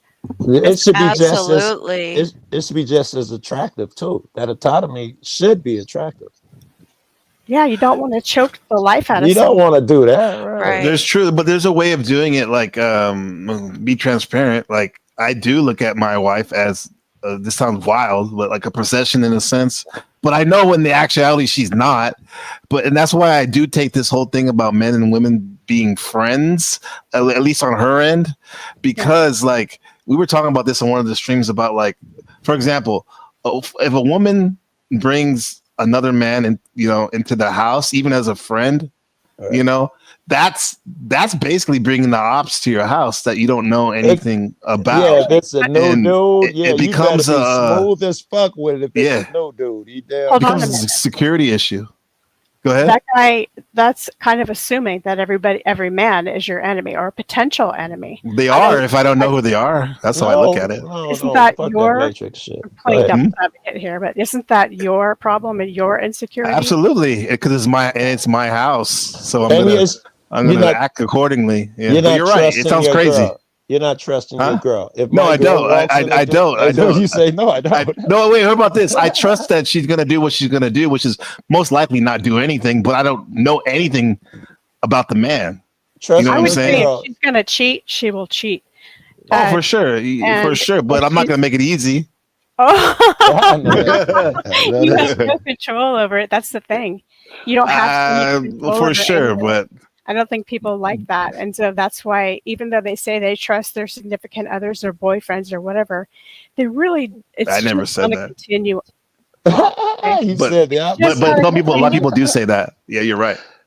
It's like, yes, I trust you until, there's a That's hot what I guy say. in the house Or alone. because No, until you give I me trust you reason not because you to. don't bring a bunch of guys over the house and go out Yeah, without me to exactly. bars and get Right. drunk by Well, yourself. you and made that. That'll break the trust in I you. didn't create that scenario. But- I created a scenario where there was one male friend maybe that you've had Walked in the where- door. Oh, Go ahead, Lindsay. since Land you your were, plane. 10 years ago or something before you got Yeah. together with this guy that's Yeah. not your boyfriend or whatever have you. Anyway, Yeah. long story short, I call total bullshit, but it's based on male insecurity. Am I hating on males? No, it's based on female insecurity right. too, and social Yeah. protocol.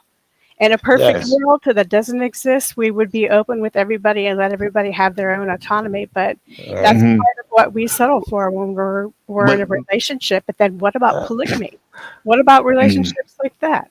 Okay, That's I a need special kind of relation. No, Lindsay, the reason I bring it up is now I'm remembering it's because that interesting exchange you had on Glenn Lawrence with Viking Paradigm that I actually reviewed.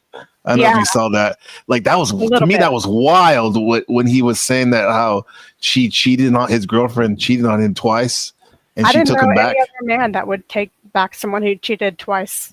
Yeah, that was yeah. But yeah. To Lindsay's point, I've never cheated on a chick in my life. I'm good, and I've had chicks get naked in me and try all sorts of crazy shit. I'd leave. I've never cheated. So any chick that thought had fucked up thoughts, those are your insecurities. Yeah. Wow, that says a lot about you. She's stark naked in the living room. Man, look, I had That's extreme discipline. It's like, bye, I got to go get some Taco Bell. I had this ex. He was so fucking fine. Yeah. It was stupid. And I couldn't get in at my new girlfriend's crib. They were only blocks away. I walk over her crib. She know my favorite thing in the world is an open robe with nothing up under it. She come out the kitchen with soft ice cream. I'm like, how the fuck you even find soft ice cream? Is that a thing? And she comes and sit across from me, start licking and open her legs. I left out the crib. Yeah. Smart move, bro. Hey. Hold on, Joe. I remember weird stuff. Are you ready? Do I have your permission? to mention? Yeah, if I You said it, told it's probably me- okay. Yeah. Okay, you had a male friend, and one time he had a girlfriend, and you were on the couch with her. You were telling us this story in chat, and Okay. you guys started doing it. Me and the chick. Oh yes. Wait, With your friend's girlfriend? Wait, I don't even know if it's Damn. a story because I've been in so many fucked up situations. But I that do was- know Were one. you cheating, or is that not No, cheating? no. This was a chick who was a pass around, and my man, if this is the story, he wanted to pick her up. And I told him, "Don't do it. She's a skank." Blah blah blah. And he was like, "Listen, man, you got not bitches, man. You should be down with this." I said, "Okay, go ahead." And I loved my friend, and I went in there. He's just in the kitchen. I get on the couch with her. And, I still like you, right? Lay her down, take her shirt off, and call him Chris. And I was holding it down. His eyes got big as bone dollars. All right, Chris. He covered there. He see that shit. I said, I told You wanted to that bitch- show him, huh? I said, I told you that bitch was a hoe. You wanted to show him straight up. Damn, that's wild, man. Provo, let me ask you a question. That's crazy, Provo, because you've shared that how you're raised in the Mormon church. Is there any protocol with that in terms of men and women married, like interacting with other married people, or is that? Well, yeah, it's often. What's your thoughts? I mean, it's like double dates and game nights with your neighbors, stuff like that. Mhm. But it's not like it's always a social gathering with couples. And then they develop friendships through that. So like if you're going to hang out with an opposite gender and you're in a relationship, you're taking your significant other with you. You don't do anything where you're not involving them in increasing the social currency between everyone. Yeah. It's not even like the situation like it's like let's say you have really good friends with another couple and like your wife's like, oh, like like I got locked out of the house or whatever. Right. And then the guy will come over by himself and try to help him because you couldn't get a hold of the He better husband be or a whatever. good friend. I got some friends who I will call to do that because they're that fucking good. Yeah. Right. Yeah. Same with Joe Cool. I mean, keep going. Sorry. No, that's about it. I was just throwing that right there. I think y'all were talking about polygamy. I've had people. Speaking of Mormonism. Maybe I was hearing things I zoned out. But I got a buddy who he did that shit. His girl brought a chick with him as a present a couple times and all of this. Next thing you know, they go around behind her back. It was a big blow up over that shit. Yeah. Well, like in Utah is kind of known, if you've seen, like, I haven't watched it, but Real Housewives of Salt Lake City. I've seen that, or Big Love, the fictional show too. Yeah, there's I might have saw Big Love years ago. There's a swinging aspect community in Utah, primarily in the more liberal Salt Lake City area. Okay, those are different things, right? Or are they? I thought the Big Love was you got to get married a chick, and the swinging thing was just we just fucking, we ain't making no family. Yeah, I mean, it's strange. Usually like ex-Mormons, people who grow up in the church, and then they're used to it. Then usually those relationships always end in divorce. To be honest, it's I don't know what's wrong with people, why they do shit like that, but they do develop friends with other people, right? And then they develop a community of friends, and then they share spouses or whatever. It's so weird, quite unusual, but it works, man. Knock yourself out. Yeah, because that's different. That's interesting because we're all talking about, I assume most of us are talking about like online relationships, but I don't know how many, well, besides Joe, I don't know how many of us have relationships in the physical with female or opposite gender, zero. You're talking about romantic. You said zero, huh? Relationships too. Not necessarily romantic, but we can go there. But I'm talking about like platonic friendships. Yeah, that's what I thought. I have platonic friends in real life. In real life, okay. Yeah. Do you spend time with them like without your husband sometimes even? No, because most of our friends are, mutual friends with my husband as well. Yeah. You know. Kind of like what Provo was saying about like the couples type of stuff. Yeah. So that brings Lindsay shit back. What if your husband walks in with an old girlfriend who you don't know and all of that shit, not in the mutual that y'all know shit? When he walk in, is he instantly bogus? What do you think when he walks in with this chick? Oh, this is my ex that remember I told you about that I was in love with all them years. What do you think? You've lost your mind, or what do you think? You asking me? Oh yeah. I would tell her to turn around and go back out that door. Oh yeah. I don't bring my exes, so why would I let him bring his? There you go. Oh man. Yeah. Well put. Well played. Yeah, it'd be hard to. That is different. So really, it's still just admitting that it comes down to whether or not there's the possibility of more than a platonic relationship.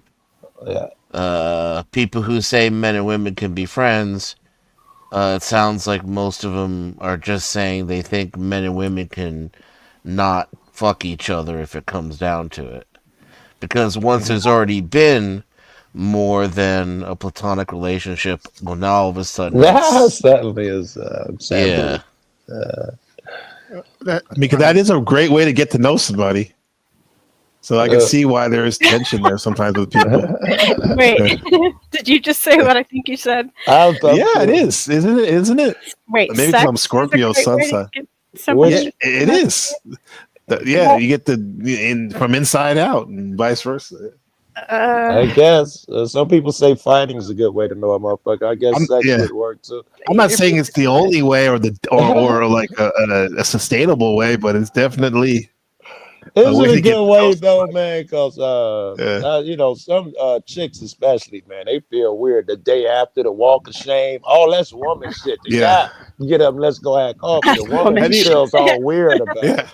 Well, have you seen that movie from the great Quentin Tarantino, Jackie Brown? I know it's I not as love that. popular as the Yeah. other ones, but it's there's an episode there's where like Robert De Niro's character, he gets out of jail and he stays with Samuel L. Jackson's character, and he's spending a lot of time with Samuel's girlfriend Melanie, who's like a surfer chick or snow bunny, I guess you would say, like both and yeah and there's like this weird tension between them.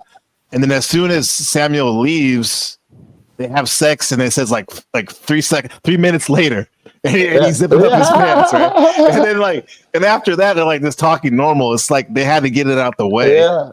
And in order it was to. cool. And then Later on, he kills her though.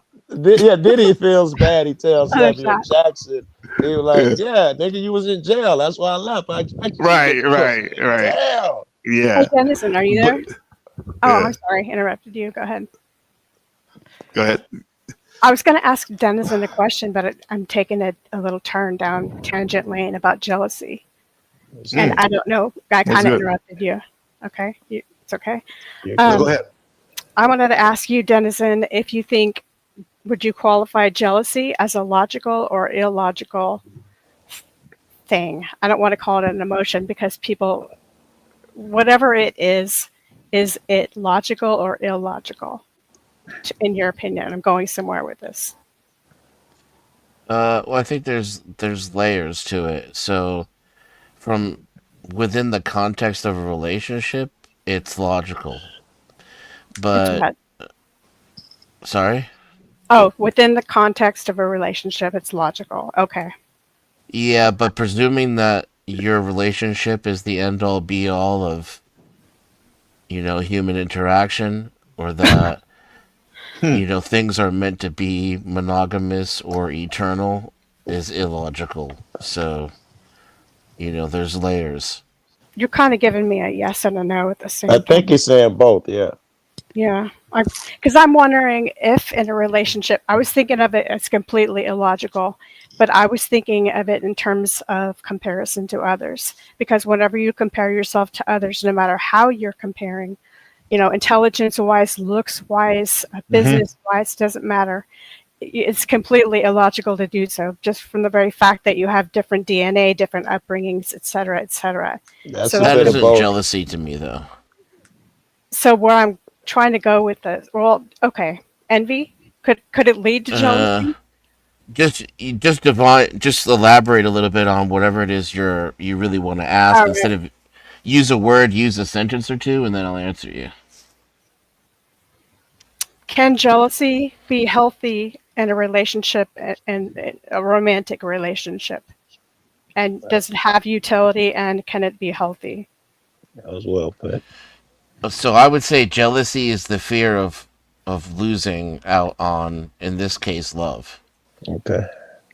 So I don't see that it has to necessarily be destructive, but that doesn't necessarily push it to the positive end of the scale and make it healthy.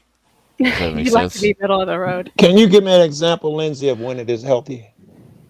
When jealousy could be healthy? Let's see. When you feel like maybe you're envious of someone else and you use it, instead of hating somebody because of what they have or what they do, you use it to improve yourself. Okay, I was just thinking male, female. Your example, I gotta maybe hear it again. I was thinking about in a relationship being jealous with your mate. Okay, let's but see. you were talking, yeah. If you can give me one insight. Yeah, I wouldn't consider jealousy and envy to be the same thing. Yeah, I was gonna have to shift gears. And if you're gonna ask me a binary question, 9 times out of 10, you're not gonna get, Just learn that one. But that's a binary answer. I just don't believe. I don't believe in that. I just don't. I should have known better, because I kind of talked to you a few times, and what I was trying to do is go from a logical perspective. If he believes A, then therefore he's going to believe B. But you're right, there are gray areas and nuances and different variables here. So I liked your answer, actually. Yeah. And let me just say thank you to Provo and Lady Luck for coming up the panel. And Lady Luck, you're more than welcome to come up. I'll make sure you have a space to talk if you want to pop back up. All right. Lady Luck, I can shut up if you want to talk some more. Now I was actually going to cycle back to her, but she popped off. But hopefully she'll come back up. The jealousy is crazy because it's like I was going to bring it back to me because I think jealousy for me rationally, it's been motivation at times. Okay. When I see something hopefully it wasn't envy, but like jealous. I'm kind of jealous. I'm like, man, bro, like why does my friend Jeff have this like the beautiful family and I'm here lonely? I can, I'm ruminating in my loneliness, and he has this thing, this family. And I remember he said to me at Coachella, he was like, don't worry, bro. You the person's out. You'll find who's right for you, man. It's coming, bro. Just be patient, man. And sooner, in like the next month, or I met my wife, my future wife. So, it kind of like being kind of jealous of him, even though this sounds cringe, of my friend, even though I want him to do good, a little jealous, like of the situation, kind of motivated me as a motivation. I'm like, this is a great snapshot of something that I might aspire to. Lens, does that fall under the definition that you gave earlier of a healthy, and I forgot the other word. It looks like it does. If he used it to improve himself, yeah. Like jealousy whatever could you be don't have, positive. I like the thought of taking it and giving it to someone else. Because if you can't have something, let's say you grew up without a dad, for example. Mm-hmm. You do have some control over that and your ability to be a good dad to somebody else. Yeah. So if you take something that you found you missed out on or that you don't have, there's a way to put it Use it as inspiration. Turn it into something positive instead of hurtful. Lindsay, that's my whole motivation. Like when I'm always talking about Ben this, Ben that, it's because I didn't have a father like I would have liked it as much as I wanted, that I'm like, I'm going to be the father that I kind of, for him, that I wanted in my life. So this is why it kind of like motivates me, Right. Yeah. And I get that. I understand that because I didn't have the mother and father that I would have liked to have. So therefore, I say that I learned one thing from my parents, and that was to show my children how to love. Mm-hmm. My parents didn't show that. So I instilled that into my children. I showed them love. Yeah. That was something I didn't have as a child. Right. I'm not sure that falls under jealousy and envy. Yeah. Yeah. I mean, I remember Lindsay, you had spoken on the OTW panel about like your dad. You were saying, and I hope I'm not overstepping my boundary, but like I thought it was fascinating how you said like he was kind of like I think you described a Chad that was good with the ladies and stuff like that. Was there experiences like with your dad that maybe you saw other people in their relationship with their dad? You're like, maybe not jealous, but you're like, okay, I wonder if my dad would have been like that. What those type of attributes or whatnot. Yeah. I'm not quite sure what you're asking. I don't know either. I get to want to talk about your Chad dad. I want to talk about your Chad dad, as you said. I think that's what it is. All I will say is, he was a huge hit with the ladies. They would circle around him, and I'm not literally kidding. A circle. Yeah, a circle of talking women, and they would hit on him while I was with him, and we look so much alike. It's obvious I'm his kid, But did I ever wish for a non-Chad dad? Is that what you're? I don't know. Maybe I was getting there with something lacking. We all wish our parents can be little things better. Was there something that you saw in other people's dads that you wanted in your dad that you didn't see? Yeah, we're talking about jealousy. Oh, okay. So I don't date alcoholics and I don't drink alcohol, barely. And so that's one thing. I didn't like that lack of control and that chaos in my childhood, and always driving with a drunk and having that, I don't know what time he's going to be home, and he's doing weird stuff and passing out. I didn't have to do that to anyone, so I'm not going to do it to anyone, and I'm not going to be around anybody that does that all the time. Does that spill over into other aspects of discipline for you, Lance, as opposed to I wouldn't drink? does that give you the fortitude to say, I won't do this and won't do that? Does it spill into other areas? It probably has something to do with my attempt at perfectionism and attempt at control and making sense and a plan for chaos. I'm thinking. I mean, I almost posed a question, something like that. I almost posed a question like that. So yeah. Yeah. It's he like just died. He just died on Monday, and I finally. Sorry for your loss. Yeah, I'm sorry for your loss. You say he just died? Yeah, he did. He just died of alcoholism, and it was Monday. And I've cried every day, but I haven't cried today. And the pain is getting less, and I'm so glad. But there's nothing cool about death. But what's cool that I've been able to reconcile is that I knew that I did all that I could do with that bad situation. Let me give you some more you can probably hold on to. I don't know about your beliefs, but I believe, and I just went through this shit recently too, and I found some consolation. And I believe that this world is a temporary damn near hell. And what came before it and after is definitely better. This was a testing ground. I'm glad he got it over with. I'll see you on the other side. I have that firm belief. He was an atheist, and so I'm agnostic. So what I do is I pray anyway. Because I'm not sure that matters. What he thinks he believes in. If he's a good man, it doesn't matter if he believes or not. He's achieved. He's found Jesus and all that. He's a what man? He's a very, very flawed man with all kinds of issues, but he's a good man. Okay, all right. This is what's interesting what you said about death, and it was like I used to think my mom was like untouchable, like so great and whatnot, and until she was mad at me, the times when she was like the goddess Kali trying to chop off my head when she was angry. But for the most part, she was a very sweet woman. But it wasn't until she passed away that I've like, oh shit, she was also Anita. She was also a daughter and a friend and a normal person. Right on. It's not until she passed away when I was like looking at her. I kind of took her off her pedestal. It made me kind of like resonate another dimension with her. Type of stuff. I understand 100%. Yeah. Yeah. That's why I tell people, your kid's not yours. Get out of that. It's another individual the same way you and I am. They're coming through you, but the sooner you let go that's my property shit, the better you'll be off. Right. It's like Markella, like hearing your narrative, like all the craziness and chaos you went through as a young child, and only to have a huge family yourself, a stable family. That's pretty impressive. Yeah. I have 6 children, and you know, 6 children. The cycle has, the cycle has to be broken somewhere. You know, it's up to us to break that cycle.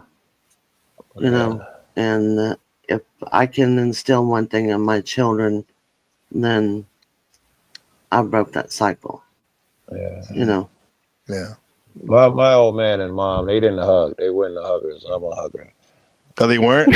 No, I don't ever remember them hugging me, man. Really? I could be wrong, but wow. Yeah. That's why he always carries around some chloroform too. What the fuck? Now I know you don't believe in this stuff, Joe, but like just off your personality, you said you were a Cancer sun sign, and with that, just walk with me for a second, OG. Okay. Like that's it. That's their whole one of the main modalities is love and nurturing. So that's pretty wild to hear that your parents really didn't hug you. My mom was a Cancer, so I was love bombed. I was worried. Yeah, it's oh yeah, that's right, and it makes sense. But I see Joe, even though maybe you didn't get hugged, you do have this aura of love about you, bro. We call you Joe Love instead of Joe Cool sometimes. That's cool. That's first Joe time I Love. heard that too. I know my mom. She absolutely still shows. She's still around. You know, I remember crying when I went off to college and shit. Yeah, she's incredible. She was like the mother for everybody. She set up an Easter table in the backyard for all the kids, and she was that person too. So yeah. Oh, you're here. I need to get the Joe Cool conversation interview one of these days. Are you down, OG? Good luck with that, Joe. No, I don't. I Oh haven't. God. Man, I had so many. He's on with the police interview. You don't want NPC to get right. Yeah, okay. police. Understandable, Joe. I have a million enemies, man. You know how many people ask me that, and I tell them no. People would kill. Okay. We killed the room. Joe did. And we just did. Oh. You just did. Yeah. Edison left and Lady Luck left, and Well, they're back now, but they left and they came back resurrected, like Jesus. He's trying to prove a point. They're gods. Yeah. Wiccan and Wiccan. So what's the deal? I know. I feel like Wiccan's just abandoned a motherfucker, Joe. I feel like I was seeing her every day. Yo, look at this. This is a real life friendship. Wiccan and Wheels, right? If I'm not mistaken, you guys been friends for years offline, right? You guys quiet? Are they both up here? They're both quiet. What did I do? Yeah. Oh my God, that's a first. Like both people. Oh, I'm sorry. I was muted. I didn't realize it. Oh yeah. Okay, yeah, because you guys have been friends in the squish reality, which I mean, like the actual offline, right? For many years. We've been friends since high school. Yeah. Wow. Yeah. How'd you meet? What? In high school. Yeah. Dodgeball. I thought he said, "How's your meat?" Oh, what the fuck? No, what are you? That's the only meat I could think of. That's your meat. Oh God. Nope. If you're from Chicago, no ketchup, right? Only mustard. Only mustard. Yeah. And no, I was curious. Like, did Wheels bully you? Is that how you know each other? Did you tutor Wheels in math class? Like, how'd you meet? One of them unlevel relationships. She's a sweetheart. She was a sweetheart. Yeah, she is. She still Wheels, is. are you here? Yeah. I want you not to feel bad, Wheels, because I'm also banned from blue states too. So yeah, banned. Wait, no way, not Lindsay Smith. Yeah. Oh my God! What happened? I probably don't know she's muted. Yeah, Wheels, you're muted. That would make my day if she didn't know all this time, because I would love it for some reason. Hear what she was saying? Do you have a blonde I on would you? love if she was Lindsay? like, "Oh, I was muted." I would love to hear that come out of her mouth. Earth to Wheels. Yeah. After 7 minutes, "Oh, I was muted." That's the funniest shit. Yeah. So She I has want to an show you this. external mic and she forgets to unmute it. To unmute it. Yeah, that happens Yeah. sometimes. Yeah, check this out. And thinking about this in place by the time that Cicero approaches it, the person who he is having talk about this, Laelius, looks to Scipio, his old friend, as sort of a shining example of somebody who excels just about everybody else, and yet is friends with many people. And he's taking some advice from him. So we've got this issue of superiority and inferiority.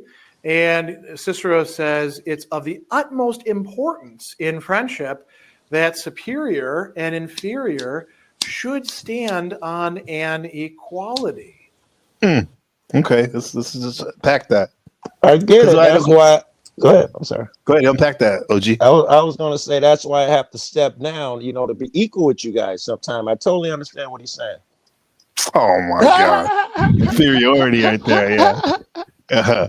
I mean, because there's many levels to this panelverse. We meet friends and acquaintances from all walks of life, and I mean, look at. So you have Lindsay to find equal footing though before you can first become friends. I think that's what he was saying. You have to find equal footing first. You got to throw out that be true friends that you're better or less than. Yeah. I think he's saying you have to be equal. Then you can be. How would we friends. measure that, Joe? How would we measure your superiority to anyone else's? How do we do this? And forgetfulness. That's the only way I can see it. You don't see it. That's how you would measure it. If you think I'm better than you, it's Oh shit! It doesn't make sense. Who determines whether you're inferior in some way or the two superior? friends? I can. Okay, maybe this is an inadequate answer, but I'm thinking the two friends, when they get to a point where they don't see it, notice it, just because this nigga's colder in basketball, never crossed my mind that he's superior. in any form or fashion. This nigga smarter. Never thought that made him superior. Then these guys, then that's when you achieve whatever the fuck we was talking about. My chick is texting me. Well, you don't think that? I mean, that's great that you can like see people and not think that. I would think that if somebody was cold, it could be like, you know, dunk better than me and like, you know, get a higher score on the test if we're like in high school. I would say like they're superior in that way. Hell no. Maybe not as a whole person, but that sets up some kind of nasty competition, don't you think? I mean, you could notice certain things like you're a better writer and I'm better at math or something like that. Well, but to make it so binary, like Dennison was saying, you know. Well, then, but I'm not. Let me get the rest of the statement in the sense that, like, I can recognize this person is the coldest at basketball. However, I'm okay with it. I'm actually like cool with it. Like, you know, just because I recognize the fact that they're the best at that and superior at that doesn't mean I need to be feel insecure about it. You know what I mean? And honor it. Nor inferior. I got a problem Inferior. with Just that. because the motherfucker played good at chess. I wouldn't think for some strange reason he's superior to me. Holy shit. Doesn't Hold on. make I sense. gotta say this. Shout out to the first lady of the Panelverse, Lady KT. Yeah, I just had to say that. Go ahead. KT. I'm saying just because the guy is good at chess, I wouldn't think that he's superior to me. As a whole, right? Yeah, I mean, like as a person. Yeah, for sure. We're still equals. Yeah. We're still equals. I'm not making my point clear. Okay, yes. You're talking about competition, Lindsay, right? No, but Constantly comparing yourself to your friends. I think you're a POS, and I'm saying that, you know, pretty rudely and bluntly. But if that's your main focus, you're not going to be a good friend. Yeah, I would agree. There should be no comparisons going on. Somebody left. I was like, what the fuck, man? Like, It might not be it might not require focus. It might be a natural state of relationships. I like You're the you best know, lady. somebody's in a superior position and somebody's in an inferior position, and the equality there is that both acknowledge it and act their roles. So if you're in a superior position, you should be looking to give a hand out and up to the other person in the relationship, and the person in the inferior, position should be You were the one looking. against binaries. I could say honestly that you are much more intelligent than I am, and mean it and know it. But that doesn't mean you're superior to me. It doesn't mean that I couldn't be superior to you in some other facet. And so For sure. why are we anyway? I just have a problem with the priority of a friend being who decides who's superior and who's inferior. Yeah, that is weird. The thing to look at that constantly. If that's a constant thing. Go ahead, Joe. Cicero was agreeing with What's you. up, right? Machine? I think that's where he paused the tape. Machine would be. You'd be a good person to come up here for this shit. Yeah, for sure. I think that's what Cicero, NPC just paused the tape. He was saying that real friends are like Lindsay is describing equal, even though one is maybe descriptively superior than these others. There is no real friendship unless you are equal. I'm really. equal. Yes. Let's go and see what else he has to say. Let's Lindsay, go ahead. Please add on. And when you restart it, back it up like 15 seconds. No, you're not talking too much. Would you say, go ahead, Lindsay, and then I'll back it up? Yeah. You're just go on. I won't. Just so you know, Lance, we're always fucking, let's open to what you got to say, man. You never open your mouth and bullshit. So, this doesn't mean like Yeah. This is the time to speak up, bro. Yeah. Maybe I need to shut my mouth and listen a little more before I open it. Okay. So I'll just. Yeah, I noticed she said that in the last couple of streams. She's like, I'm gonna listen. I'm gonna keep my mouth shut. I remember, Lindsay. I remember. Okay, let's go. Let's see this where we're at right here. So we've got this issue of superiority and inferiority. And Cicero says it's of the utmost importance in friendship that superior and inferior should stand on an equality. So, this doesn't mean like perfectly strict equality. It's param, right? They have to be equal in some way. or they have to be similar in some way. It doesn't mean that you have to measure everything out exactly, but That's kind of like that would be a weird friendship if you're constantly doing scoreboard. Yes. That's weird. That's Probably neurotic. Yeah, like I think it comes naturally if you're in an open friendship. bro, I don't keep score. I got friends who be like, "Remember, I did this for you." No, nigga, I didn't keep tabs, and I absolutely have no memory of it. And when I don't keep tabs and I do shit for me, it's just natural reaction. Who keeps score? I mean, well, it sounds like you might be in the superior position a lot, Joe. Touche. I'll give you that with the friend who I was thinking about. He's a lousy fuck. But there are other friends who I depend on. Certainly more. Lousy fuck. There has to be some rough equalization going on here. Oh, wait. We need some clarification. Philip has what the fuck is an open friendship? Yeah. That does sound very erotic and platonic. Erotic and platonic.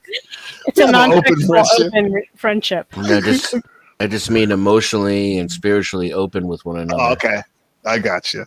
So where you're not in a position of judgment or competition. Mm-hmm. Yeah. Yeah. Say that sometimes preeminence, excellentia, notice the plural there, quidam, can exist. And Scipio is a prime example of that. Even though Scipio tried to be more or less an equal to everybody, he kind of stood out, right? Mm-hmm. And so, you could think about a seminar being led by a really great professor, and everybody's being invited in there, and we're all on a first name basis. Let's talk like peers. And yet, there's a recognition, well, this person clearly stands head and shoulders above the rest of us. So, there can be preeminence, but the person who's engaging in that isn't lording it over anybody. That's like my wife would always tell me, rest in peace to my father-in-law, Dr. Chang. Like he's a professor in biomedical engineering here. And she said like the students and people would be like, Professor Chang, Professor that. And he'd be like, nah, just call me GL. Like he's just humble. All right. Yet they knew who they're talking to. All right. In terms of that, in that circle, right? Yeah. And we can say superiority in what Cicero, the focus that he has, he talks at one point about virtue.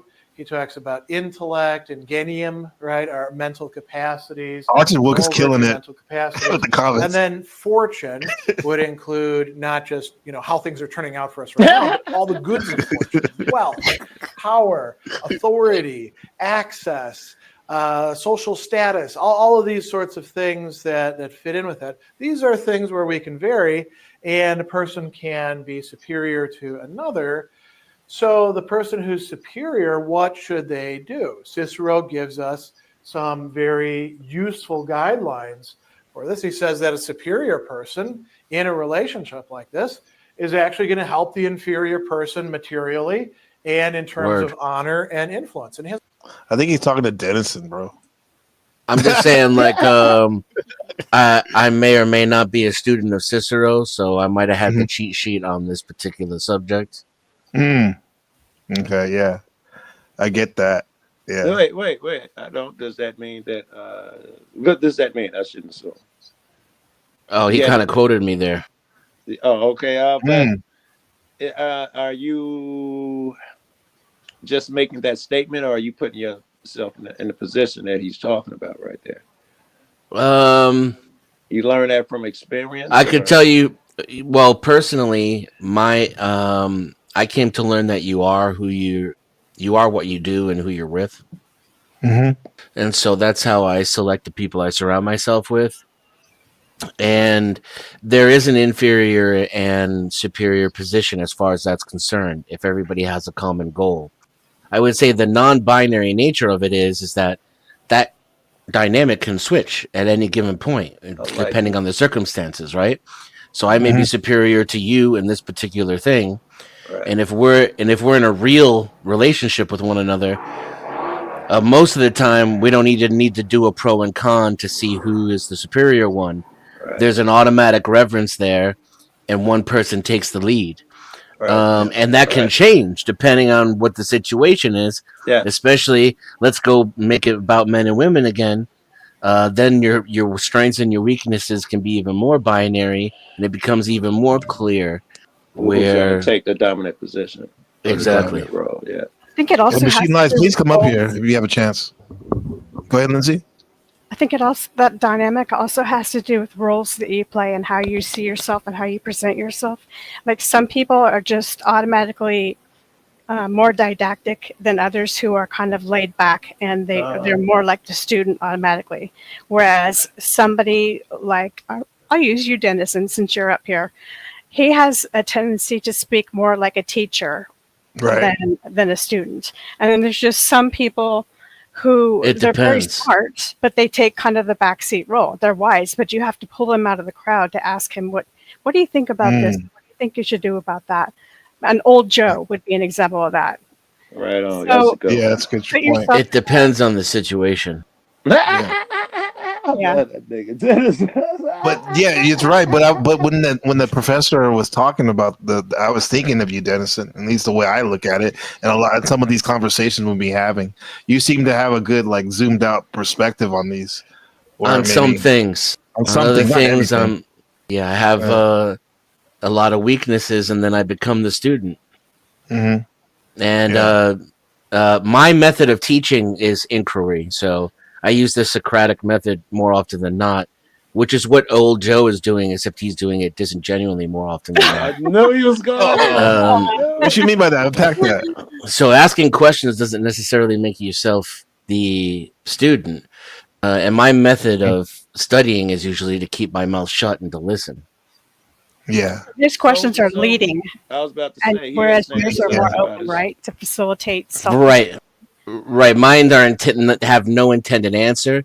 The intention is for the person who's answering to come up with the answer, so that I can learn about that person, rather than trying to get someone to pick yes or no every single time, so that they can only go down one route in my workflow, and then I can prove at the end of it how my workflow is correct. Let's take the old Joe the workflow example. Shouldn't have brought him up. No, it's fine. He's a grown man. He better be able to fucking take it. How does he use his shit? I see Lindsay said how she thought he used it, and I forgot already, but she gave it a scripter. How does old Joe use his shit to you, Dan? It's always to try to trap me in an answer to prove that I'm wrong about something. Okay, it's not a. Oh, that's not good faith. I said leading questions. That's what he's getting at. He wants to ask Dennison questions until he gets the answer that he wants, so that he can say, "See, I told you." He piles a bunch of stuff that doesn't need to be. They're all loaded. Every single one of them's loaded. Right. Only a yes or no is acceptable, and I don't know, or a maybe, or an elaboration on why yes or no is feeble. Yeah, that's all a dodge, and it's on an unacceptable answer. Well, I And mean, if he gets an answer he doesn't expect, he'll change the topic internally. So stay inside the broader topic, but change the angle of the question in order to get what he wants. He will tell you. He will tell you that you're being dishonest or disingenuous if he doesn't get the answer that he likes. Well, right. I'm going to use this opportunity to talk about old Joe as an example. He says, Philip with the comment says, typically the superior is the older friend. You think old Joe uses that strategy sometimes? I love it. People thinking that. Yeah. If what they say is true, then it would be in the nature of that person to do so. Yeah. Shout out to Flow State, the president and the Pope at the same time. The Hierophant of the Panelverse. The Hierophant. Wait, can I interrupt? I said Flow something today. It was the funniest shit in the world. Over at Daddy's, the discussion was whether Mm-hmm. you should say call black women masculine. It was this guy. His argument was it's bad. You shouldn't call them masculine. You know, it makes them look bad. It's the white people do that shit. And his sister, started piping up in the bag and calling motherfuckers bitches, suck my dick. And he's like, Flow State sister? Your sister masculine. Not Flow State sister. I sent Flo the link on like. Oh, okay, you're talking about the video. I see. This is it. It's wild, huh? Debate. It got so great, man. Oh, it was the funnest shit I'll do today. Yeah. No, Flow State's crazy. I be seeing him more with the community than I be He be going back to the hood more than I go back to the hood of some of those panels. He get around, yeah. Yeah, get around. Shout out to the Machine Lies legend. Yo, what's up, man? Yeah, blessings. What's up, man? Listen to Flo. Hey, Flo, you're more than welcome to come up here. Bless us if you're free. Be honored. Machine Lies, what is friendship to you? I don't know why my mic is doing this shit, but I hear this loud shit. But what is friendship, Machine Lies? I was curious. I think probably friendship is probably the chief of all the virtues, right? Because all the virtues are basically based on one thing, which is sincerity, right? Which is what? Sincerity. Oh, sincerity. Yeah, I like so that. I think like basically what it's all about is that, all other relations, are not by choice, right? But friendship is by choice, right? So that would be something that, it's a commitment that you make, that really tests how sincere you can be. And in that sense, it's a primary, cornerstone of all the virtues, and then, I guess you could put it in terms of neighbor. I got you. The whole, if you want to look at it in biblical terms, it's the neighbor. You know what I mean? So there's a whole quality to that as well. Mm-hmm. So that's kind of where I'd go with it. The blood of the covenant is thicker than the water of the womb, sort of thing. I like it. And here's a friend to many and a foe to those who are unlucky. What's up to the Powder Dusty? What's going on, man? What's good? What's up, bro? A foe to those who are lucky. Yeah, those who are unlucky. The foe. Oh, unlucky. What is a friend, Flo? What's a friend, Flo? Say that was beautiful, Machine Lies. What's a friend? I mean, there's different degrees of friends, right? There's casual friends. There's people that you like.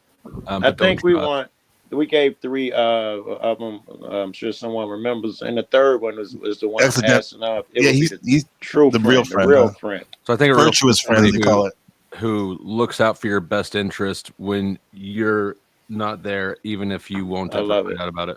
I love it. Mm-hmm. I love it. I love that one. Yeah. Old Joe thinks it's okay to romantically sleep with friends, but right? Who does? Old Joe does. Yeah, and Old then Joe it's just the walk of shame afterwards, and women need to get over it, right? Isn't that what you said? I was like, whoa. Yeah, that's another thing that they say is that friends will speak highly of you when you're not there. Mm-hmm. Yeah. Right. And also criticize conceal you your to your faults. face. Yeah, they'll always conceal your faults. Right, meaning that they won't let people know what your mistakes are. Right. So, so those are 2 qualities too. Yeah. I've heard that in the panel verse because the panel verse speaks a lot. Like people send me messages for like certain people, like when I'll bring up you, Powder Dusty. Like people have told me that like when I haven't been around and people were saying some shit about me, they said that there's been times where like, yeah, Flow State was actually sticking up for you. I'm like, okay, that's cool or whatever. You know what I mean? So that is pointing towards friendship type of a friendly thing to do. I think, and what Flo was just saying, or whoever said I conceal your so-and-sos, there's a little variance there as well, because most of you cats I feel are strong enough, I'll jump. I'll conceal other motherfuckers' lens, no disrespect, but I think you're sensitive. I won't jump you as quick as I'll jump other motherfuckers.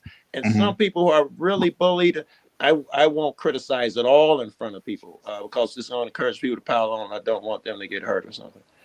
Yeah. But I don't have to worry about that most of my daily life. In fact, I call motherfuckers out all the time. Do you as Powder Dusty and the Machine Lies, as people who have a pretty good following in this panel verse, do you find that a lot of people are seem to be attaching themselves, trying to be your friend? That's a good question. Because it's like, like Machiavelli says, he says that if you have success, you'll have flatterers. But if you want to guard from flatterers, you have to make men believe that you won't be offended when they're honest with you. So basically, you have to have that quality. I mean, and that takes a certain sort of humility too, right? Yeah. Right. Trump doesn't have that. I'm gonna be the first guy that brought up his name. Yeah, that would be something he lacks. He would prefer an echo chamber as opposed to people who point out his flaws. One could argue you'd have to be okay with people lying about you and Yeah. Making, like it's not just the truth that you have to be comfortable with. You have to be comfortable with invalid criticism, dishonest criticism. Yeah. As Jack would be the opposite of that, right? Oh man. Yeah.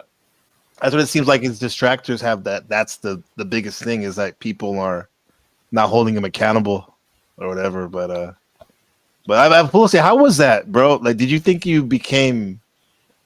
I don't know if he was acquaintance to you already or friend to you, but did you actually meeting with him? Was that a weird experience or a cool experience? He was about exactly what I expected.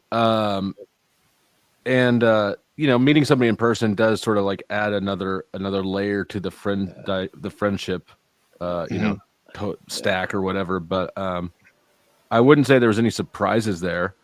But I do feel like, just meeting somebody in person, it's because it rules out the possibility of a negative surprise, right? Because if you only interacted with somebody online, there's that possibility. If you met them in person, like now that's checked off, right? If you're still cool after that. I gotta ask, Flo, did he give you the woo shit that he do on panel? Either way, it was beautiful if he did, and if he did not, whatever. But did he give you the God is good, my brother? Did he give you that? a little bit. He's exactly the same off panel as he is on. That's good. He seems like a good person then. Yeah, I had to get blown and have that conversation with him. Yeah, and he and I mean, most of the time we were together, we spent on stream. His hotel is 40 minutes away from me, so I was going out sort of for a reason, and on the drive I tried to come up with things to stream about each time, so weren't just sort of sitting there at the foot of the bed with nothing to do. The icebreaker was great with the hand on the leg. And then Jack didn't even flinch. You're like, I don't know if he creeped out by that or that's like, that's funny. He's very secure, Jack. Or something. Yeah. But Flo, do you think that people can make genuine, virtuous friendships online? Yeah, I think you can find friends anywhere in the internet. It's right. Yeah. That I heard Provo earlier today saying that, and I think that in a sense he's right, but in a sense he's definitely wrong. I do get what he's saying about there being sort of a barrier from your real life with people that are just internet, but it's really doesn't necessarily. That barrier is kind of a relic, it seems, actually. I think it. It's a choice, and you can enforce it in person. Okay, that's a good way of saying it. Actually, that's yeah. Like I keep saying, this is uncharted territory, man. For me, and I'm sure a lot of us, like this internet thing, of especially the panel makes it even more real than just someone that makes videos offline and people meet up in the comments. This is like we're literally talking to people. I wanted we went through hayseed. Now that I think about it, I said since the invention of the internet, but there were versions of this with the telephone, with the pen pals. There have been versions, and then I'd have to ask myself, do you form a real friendship through a telephone? It'd be kind of like this conversation. Yeah. And pen pal, telephone, definitely. 2 years of pen pal, you might run up and hug that motherfucker. Oh, it's so great to meet you. Maybe that even did it through letters. But this seems to take out a lot of the mystery, even though there's nothing like meeting someone in person. But we know so much about people because we interact with people more than we would if just talking on the phone or writing a letter. Is it all layers? All layers? I think Flo just said layers. Is it all just exposing layers? Just one layer after other, and that's how you get to your really good friends. That's sort of how any relationship is, though. Yeah, one thing I wanted to comment is that in the 70s, you had the bohemian, kind of culture where they had like the coffee shops and stuff. And they would actually promote meeting up with somebody, and you'd meet up with somebody for the first time, and you'd act like you're lifelong friends. So that was promoted among the culture. It was a new thing that was promoted in Western culture that is caught on now on the internet as well. I want to mock it. I can't lie, bro. It's everything I do not. That makes a lot of sense though, because Yeah. your patterns or your behaviors create the reality around you, right? So if you act like you're already best friends, good chances are pretty fucking good that you'll get to be that shortly. Yeah. Yeah. You had to act too sincere, motherfucker. Sort of like how if you're in a bad mood and you pretend to be in a good mood, like eventually you'll work yourself into a good mood. Yeah, Yeah. It'll have that influence. That's the thing. Have you ever had this though? Like, oh, sorry, Joe. Go ahead, Joe. No, I was gonna say I think I've got a knee-jerk reaction to it just because of someone in front of me acting. I think that I'm having a problem getting past that.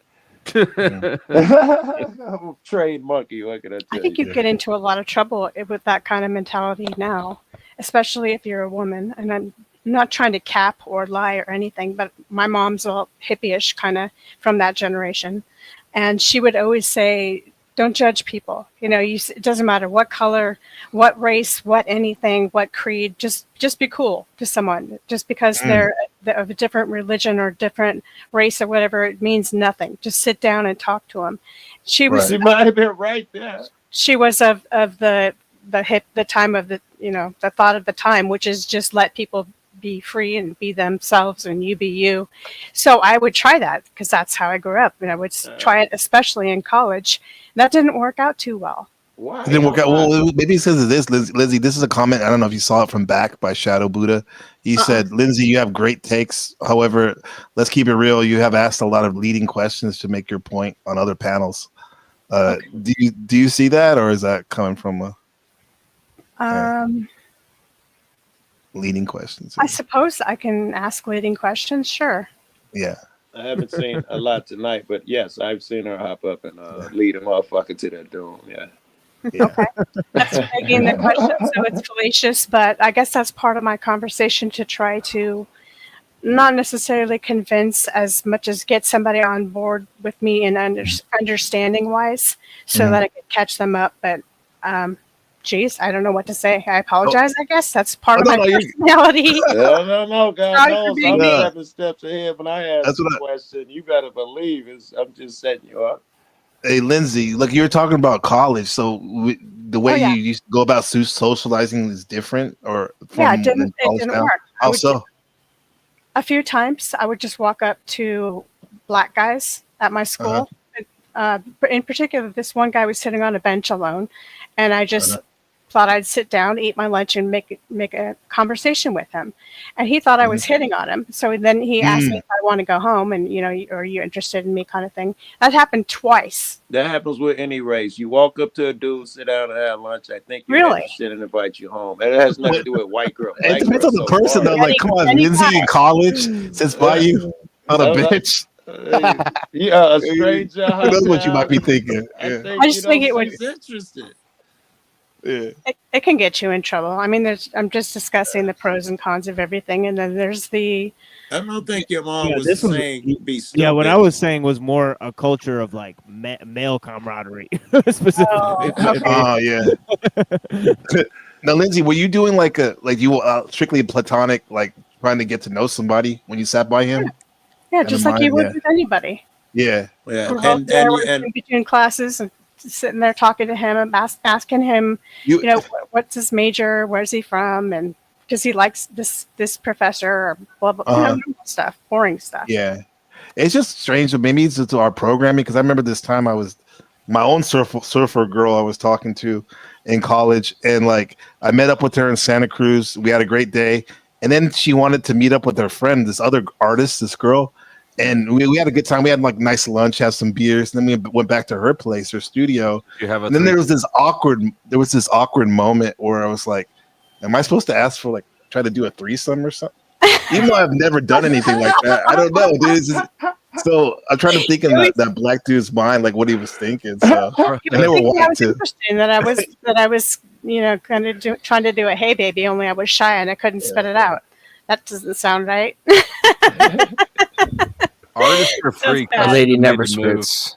They are freaky as hell. And especially ones from Santa Cruz. You don't speak in that instance, NPC. It had been physical, right? You'd had to make a move. Words would have. Absolutely. Yeah, But that's the I'm glad it question. didn't, because the one I ended up having a good platonic relationship with the friend, and like breaking up with the other girl. In the long run, she's. I mean, I haven't seen her and her boyfriend, the friend, but like we were super cool, man. Like so. Yay! We're kind of disproving our theory. No, I still got pussy, man. Just not from her. Oh shit! Yeah. And I thought it was sweet. Wrong. Yeah. Lance, It was. I'm still thinking We that made your good art. mom gave sound advice, and there would have been a way to approach the dude without having him think that you're attracted to him. You should be able to do that shit 20 times Right. a day. I would assume the error was that, and the way you did it. And I know that sounds horrible and all that shit, but I make fucking interactions with people 20 times a day. There's people think that we're hitting on each other, male and female. I talk to everybody. I was just like you, just as gregarious and friendly, and like, what's up? Just Every time I talk to a woman, I'm hitting on her. And I always assume that women are hitting on me if they strike up a conversation. Right? We were talking at the beginning about why women and men can't or can be friends, and why it has to end when people are in relationships, like why ex-girlfriends have to stay a distance, etc. And how I called it kind of BS, because I thought there's the way it should be and the way it is. So maybe I should take back that BS component, because it's there for a reason. If it's going to possibly cause trouble, like driving without a seatbelt, maybe it's not total bullshit.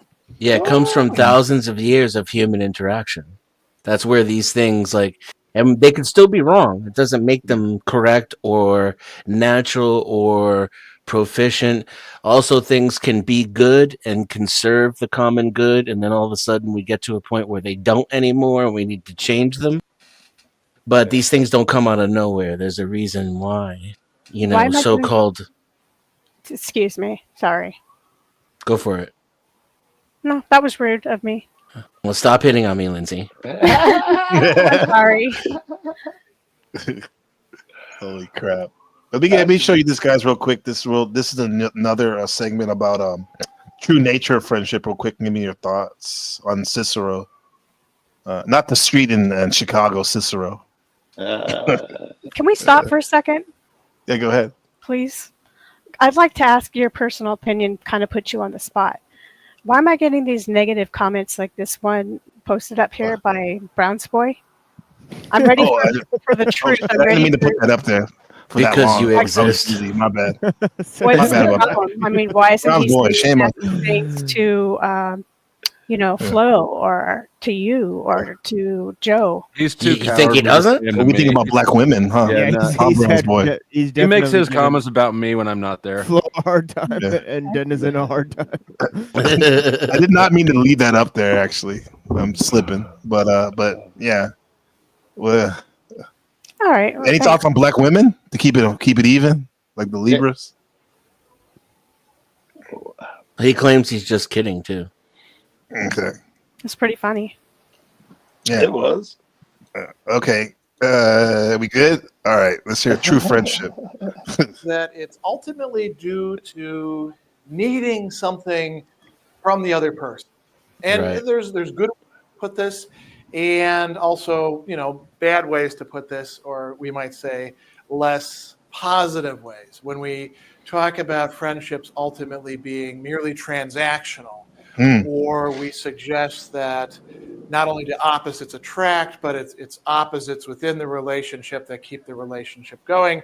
We're saying that one person is supplying something that the other person can't themselves provide, and that's the reason why they're attracted to each other, and that's the reason why they would stay with each other, and that's the reason why they would do good things for each other.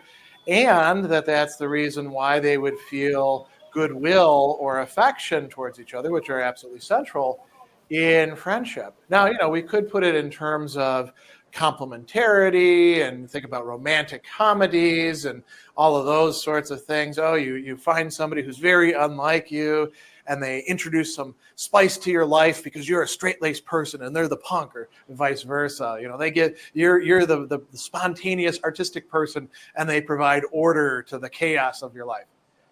Well, Cicero would still lump that in with this rather mercenary, cynical, transactional view on things. And he suggests that there's actually a better explanation. So he raises this question and he says, the more I reflect on friendship, the more it seems to me consideration should be given to this question, whether the longing for friendship, the desire for having friends, is felt on account of weakness and want, so that by the giving and receiving of favors one may get from another and in turn repay what he is unable to procure of himself. Any thoughts, guys? You know me and Cicero. Yes, one and the same, huh? Reincarnation. Yeah, it's transactional friendships, man. Doesn't make it a bad thing, though. Makes it like an efficient thing, almost.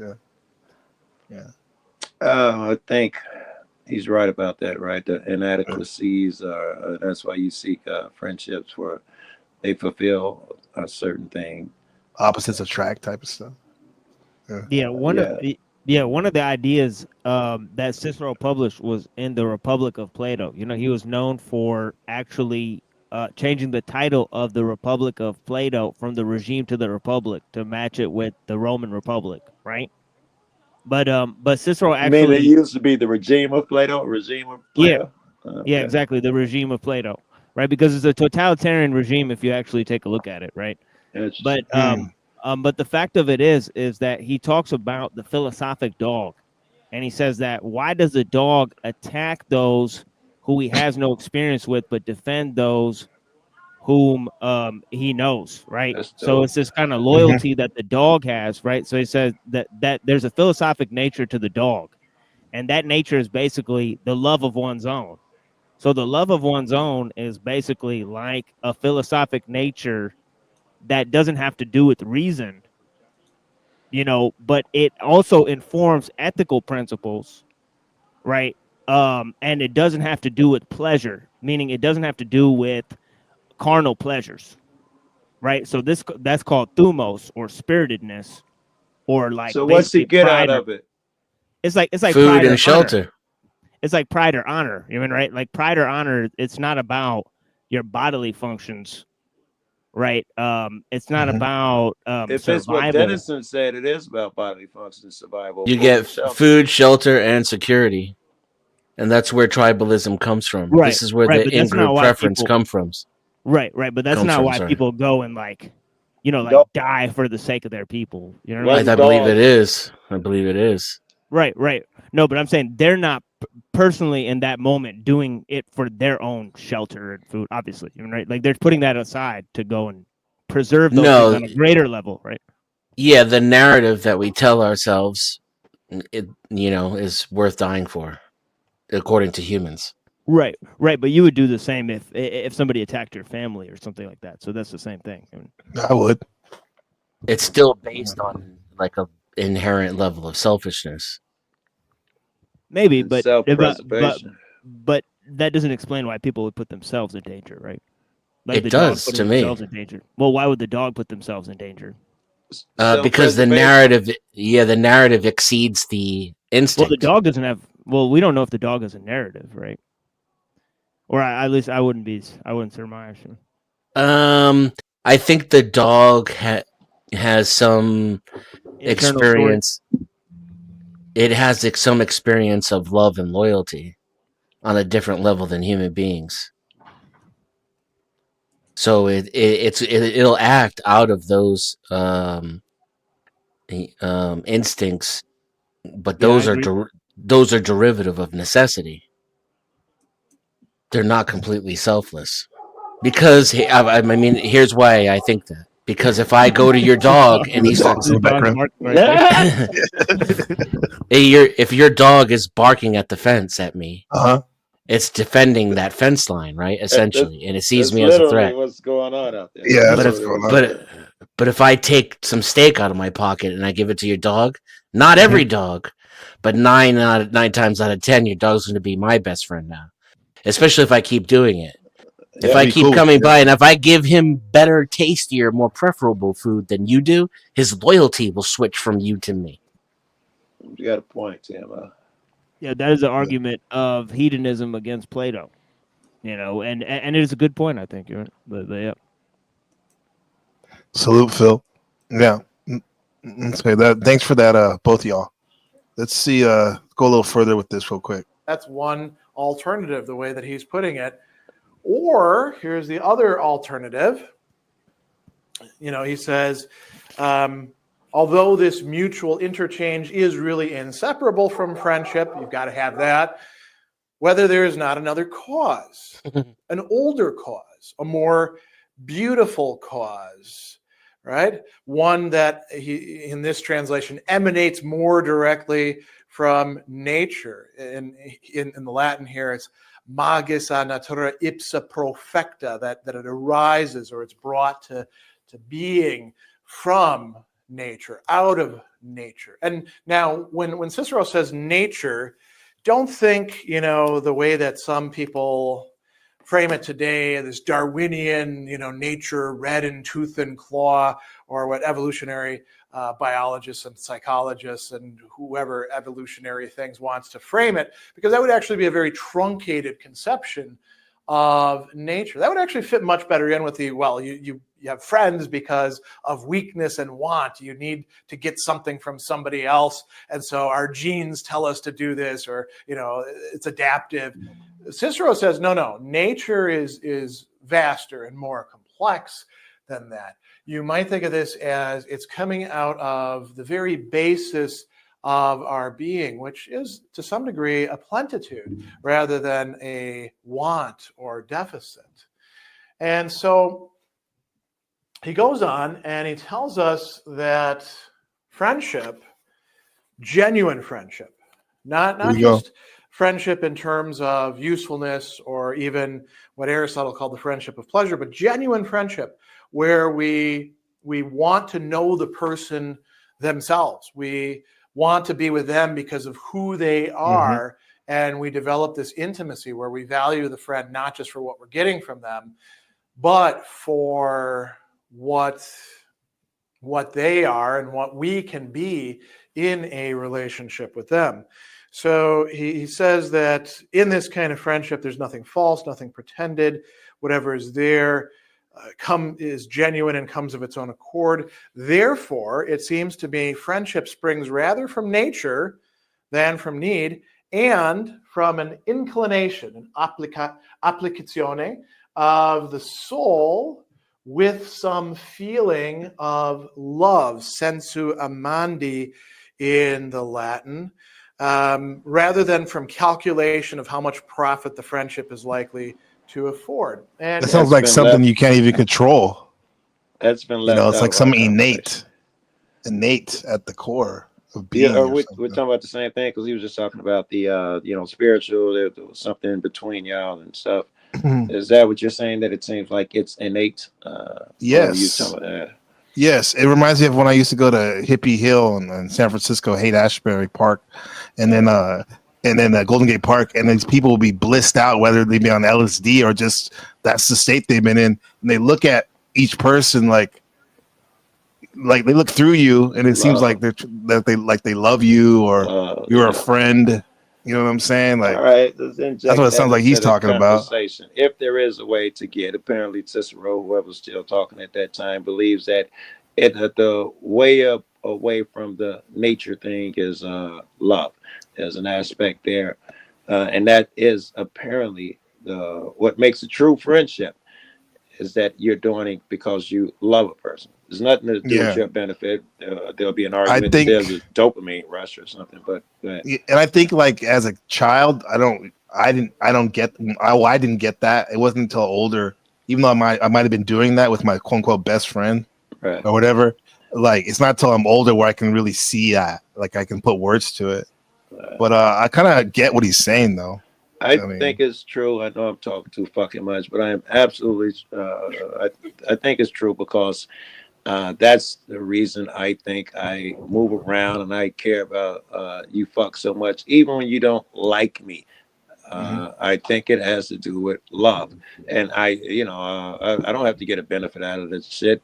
I see a motherfucker with one motherfucker in chat and 20 subs, and I want to go help that dude. I want to go see what I can do. Well, That's well, that's why I feel like an uncommon commonality with you, Joe, in the sense that I resonate totally like that. Whereas, like Lindsay and Powder Dusty and the Machine Lies and Dennison, I feel a camaraderie with you. However, I would say that like you guys, I would say, are very cerebral compared to myself, and very like really thinkers. And in that sense, do you think, maybe I'm off base, but do you think sometimes like some people are just making too much about all this? It's just friendship is a friendship, whereas I love it. Type of, Well, I think you're just not looking at the underlying mechanism. Because I agree with everything the professor was saying, especially the part of the lack of calculation. Ain't nobody got time for that. But that doesn't separate from the pleasure or the self-interest. It's exactly what it is about. Yeah. It's pleasurable and it's in your self-interest. And that's innate because we need each other to survive. It's the kind of species that we are. We are not Why wolves. is it in my self-interest to go over there and help that guy? I was new on the internet. I know what it's like when motherfuckers don't acknowledge you and shit. I make sure I say hi to everybody, see new people. How does that benefit me? The 6 million years of genetic development outweigh your particular individual calculations in the moment. No, take me out of it. Take me out of it. Oh, I'm sorry. I thought you was. Go ahead. I'm sorry. More often than not. Or were you still talking about me or people in general? We can take it to the general because I didn't. I'm talking about people in general. Yeah. We need each other to survive. That's where love comes from. Now, when you're in your comfortable American lifestyle, and you have an abundance of food, shelter, energy, and friends, you don't calculate these things. And to the other half of the crowd, I would say, don't fear the reaper, in that just because there's some selfishness at the core of this doesn't make it bad. It doesn't mean your friendships are no longer valuable or that they're fake. It's not all doom and gloom in the end of the world and nothing's worth living for, just because our love and our friendships come out of a pleasurable need and a self-interested place. I don't accept that, first of all. I think it was perfectly stated. I don't accept that at all. At all? What part, Joe, specifically? Because I thought it was pretty base, kind of. That the motivation for all of this love and shit is, I wish I remember how Dennis and put it, self-interest or something like that. Say transactional. So we compared it to Maslow's hierarchy of needs, which is is saying you need the basics in order to have the agency to have a friendship like that. Like if you wouldn't have that kind of friendship if you didn't have anything to eat, didn't have any place to stay, didn't have your needs met, you were starving. I'm not sure what that has to do with once you have your needs met and you meet some needs. He put Maslow into it. Yeah, what I said was it gives you the opportunity to ignore the basis for your feelings, emotions, desires, etc. And you don't need an immediate, in the moment, individual calculation for it. Yeah. What we call love and instinct or nature or who we are takes over at that point. Yeah. You're not making a conscious decision. So you're not saying, I'm going to be a friend with this guy because it will save my life. Right. But I'm telling you, the reason why we're so good at making friends is because it saved our lives. Is because we would not have certain. Yes. Mm-hmm. And I don't believe that you can actually separate out altruistic from self-serving interest as neatly as we pretend to talk about it. Because in reality, any good friendship will benefit both parties. Right. Yeah, this is absolutely true. Okay, well, let's take it away from friendship because that will benefit both parties. Let's take it to meeting a person, if this will do it. We're outside of friendship, but that love, you can have it for a stranger if I can interact with a stranger for love and no benefit, then it's possible that I can interact with a friend for. It's not because of the benefit, even though that's an accompanying If you have a friendship that is costing you, that's a poor friendship, right? I think that relationships definitely have a transactional component, a large one, and both parties should benefit. There is no way I don't think, to have a consistent loss in a relationship and have that be good friendship. Yeah. I don't think That's I something disagree, else. man. I know motherfuckers that just a cipher in every way. This motherfucker, I'll say his name, press harder. Girl, this motherfucker ciphers you mentally, emotional, take all of your patience away. Not only that, the motherfucker's homeless and, and just free man of the land. You get nothing. You fucking, that's right. You know that nigga. Well, you know of him. Nothing. I don't think he's probably a good friend. A thing out of him. I still love him to death, man. I still break my neck for him.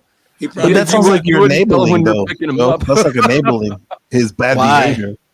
I would ask you why in that case. First of all, I wouldn't be accused of enabling because I jump on him so much. It's fucking dumb. You get something out of it. Yeah. I think I'm doing. I don't You know. gotta beat him up. I think it's love, man, because I also believe that literally that is my brother, the same way that the brother that gave birth to me. Does that feel good? Does that feel good? Yeah. I don't know if it's feel good or if it's normal. I think Well, it's just it is right? What it is. There must be a reason for you to be friends with him. What is the reason? Because I want to help. I want everybody to be friends. I don't know, healthy. I think you want to helps me be healthy. It costs me nothing. I want him to have a good day. I want everybody to have a good day, and I'm in a position that costs me nothing. Why wouldn't I do it? I'm not saying that I wouldn't do it all I'm because saying it's is that nobody does something without having a reason for it. I don't know my reason, I guess, is my answer. Yeah, look, we could look at friendship on a societal scale as it materializes, and it leads to basically tribalism, nepotism, right? And all these things that basically internalize group solidarity, right? Yeah. They cause people to do things for totally irrational, like it, reason, like for example, like sports teams and those types of, on that you'll level, fight and kill a celebrities, because your like team that, won or lost. that type of thing, or like 100, like tens of people going to your channel, like you don't know what Jay Dyer, you don't know this fucking guy. You know what I mean? Like that type of energy. Or like, where is that coming from? Jim Bob and out of empathy. That's a type of, that's the cunty form of friendship that survives on the level of the group level, on the societal level, that internalizes group solidarity, and it turns into, and that's the spirit of, thumos, of Asabia, and these greater notions that are like philosophical notions about how tribalism functions, right? Right. Sociology and how people function in groups. This is making me really quickly, NPC, this is making me think back in the conversation when you asked us, can, what'd you call them? They're not real friends. Imaginary friends be friends. Oh, yeah. And I said maybe because they're exchanging something, and then when I think about it, they're not, because they're getting something out of the imaginary friend, but of course the imaginary friend is not getting something from them. So can anyone say that you can really have a true friendship with an imaginary friend? I was just curious. If we accept what she says is true, that sounds solid as fuck. Yeah, it's a good question. If you can have an imaginary friend, if we're saying relationships must be transactional, if we qualify that imaginary friend as a real friend, then they are not transactional, because clearly imaginary nigga get nothing out of you. Yeah. Because we redefine it as a relationship in which two people get an exchange. It's not toxic. It's not unhealthy. It's not one person being an asshole to the other one. Well, if it's an imaginary friend, it's still you. I mean, even Santa got milk and cookies out of me. You can be your own friend. I mean, technically, if we were to argue this, wouldn't it? This whole thing about, I'm sorry, go ahead, Lindsay. Wouldn't it what? No, couldn't it be true that an imaginary friend could could be real, because as long as it's I think real it in your could come mind. from my point of view, who's like into this non-duality type of thinking at times. Where I even think that this concept, I think of myself as I, is maybe even imagined. You read That my sounds mind weird, but clearly. The same way that yeah. imaginary So friend is me. yeah, Dennison was right. So are you, me. yeah. It stands It's to reason if you follow that line of logic. Fucking NPC is me. Okay, but we know that's not true because we can all surprise each other. Can you unpack that? How would that? I mean, we know the fact that you can do something that surprises me is proof that we're not the same. That we're not. Okay. That's bad proof, but I don't. The What do you fucking mean it's argument bad ain't proof? worth it. What's the next All word I'm right. going to say? No, I don't know if the next word you were going to say, but I got like 6 long ways to dispute I'm it. glad you backed out because it was gonna be a bad word. I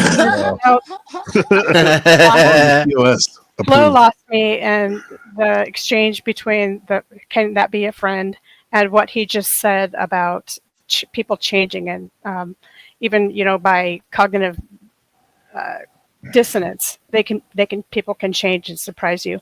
How are you relating that to what Joe was talking about with the imaginary friendship? He was battling me, giving me pushback on the I am saying that everybody is me. He was giving me pushback on that. He wasn't talking about the imaginary friendship, I don't think. Well, then what were you talking I am about? another you. The university is watching kind of transcendental stuff. Is that what you were going for? I guess it goes there, but it stands to That reason Talcott that shit. if I could imagine, I was just going with the theme that we were saying with the imaginary friend. If I can create him and he is me, it stands to reason on some level that the friend that I have you, I am creating parts of you, and you are becoming parts of me. What about dissociative identity disorder in light of what you just said? I don't know it like you and Flo know it. I'd have to Google that shit. Hey That's Siri. multiple personality disorder where people create different parts okay. of themselves to deal with. I don't know if that's even fucking real. I don't, I ain't read enough My about it. I don't ex-wife even has it. believe it yet. It's like fucking fantasy to me. I ain't seen a motherfucker with. I've seen niggas they call bipolar and all of that bullshit, but I ain't seen a motherfucker who's just, hi, I'm Sarah. Hey, I'm Bill. I ain't seen that in real life, even on the internet. I don't believe that shit exists. Well, this exists. If you'd like to leave a donation, there you go. Buy me a coffee. Appreciate it. Flo, teach him the grip. He's bad at Damn. it. Teach him, I thought it was teach an him interesting up, question. That was the lamest grip. But keep I'm going. used to fucking sound effects and sirens going on. Oh my god. I mean, you could teach me by giving me a donation, Joe. It's all good. Let me see this comment real quick. Unless you guys still got some for this. I like this question by Phil, where he said, how could someone lose the friend title? I don't know if you behave in a manner that's contrary to what I said. I mean, to the friend if friends definition. if you operate in the other party's best interest for a friendship, yes. When somebody's acting contrary to that, then it's probably not that's friends. it, right? Yeah. Make yourself my enemy. The opposition, direct opposition. Yeah. I got 10th man. That dude has, He's here? no, he's not here, but he's the guy who does nothing but attack you. Hang around him long enough, he will hate you and hate your guts and all of that shit. I just, it don't bother me a whole lot. I just wait till he's finished hissy fitted and and we're friends again. Think he hates you? He seems to love Powder Dusty. He be like, he spends a lot of time with him. Horrible shit. He got pretty mad at me the other night, but he was drunk and he got over did? it. Yeah, he was pretty drunk though, and he canceled his membership on Ko-fi that night. And the next morning he woke up and bought it again. Yeah, that's another level of this where there's frenemies and there's enemies with benefits. Enemies with benefits. Enemies I like that. with benefits. This is like true. You kicked him back. You got to explain that real quick. Joel, pause that. Okay, go ahead. It's just basically just controlled opposition. I mean, it could work in a smaller way. I mean, wouldn't you have to be fake though and pretend like you like them to get information from them? No, it's where you pretend you hate somebody. This is a different thing. I mean, where you actually like them. But both of you know that. Fighters before a fight. Like kindergarten. They're like chalk body outline for machine lines in them. They act like they hate them, but they probably love them. They actually do hate each other. You think so? Okay. There's some real hate. Of course, I think Toilet Bowl Earth hates everybody and everything. Yeah. Mm-hmm.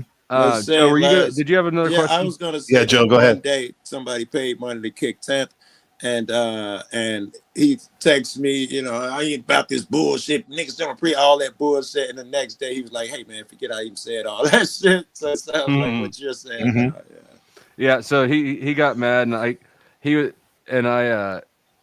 dropped him off the panel, and I said, I'm done babysitting you tonight. And then the next morning, Katie goes, well, I guess it's the next afternoon. She goes, when I woke up, she's like, I fell asleep last night during your stream. How did your breakup go with your boyfriend? So true. She's got a kick out of that shit. Yeah, 10th Minute actually got me to it's the most insight I've had on a gay man's life, listening to his narratives and stuff. It's interesting, disturbing, and it never ceases to amaze me.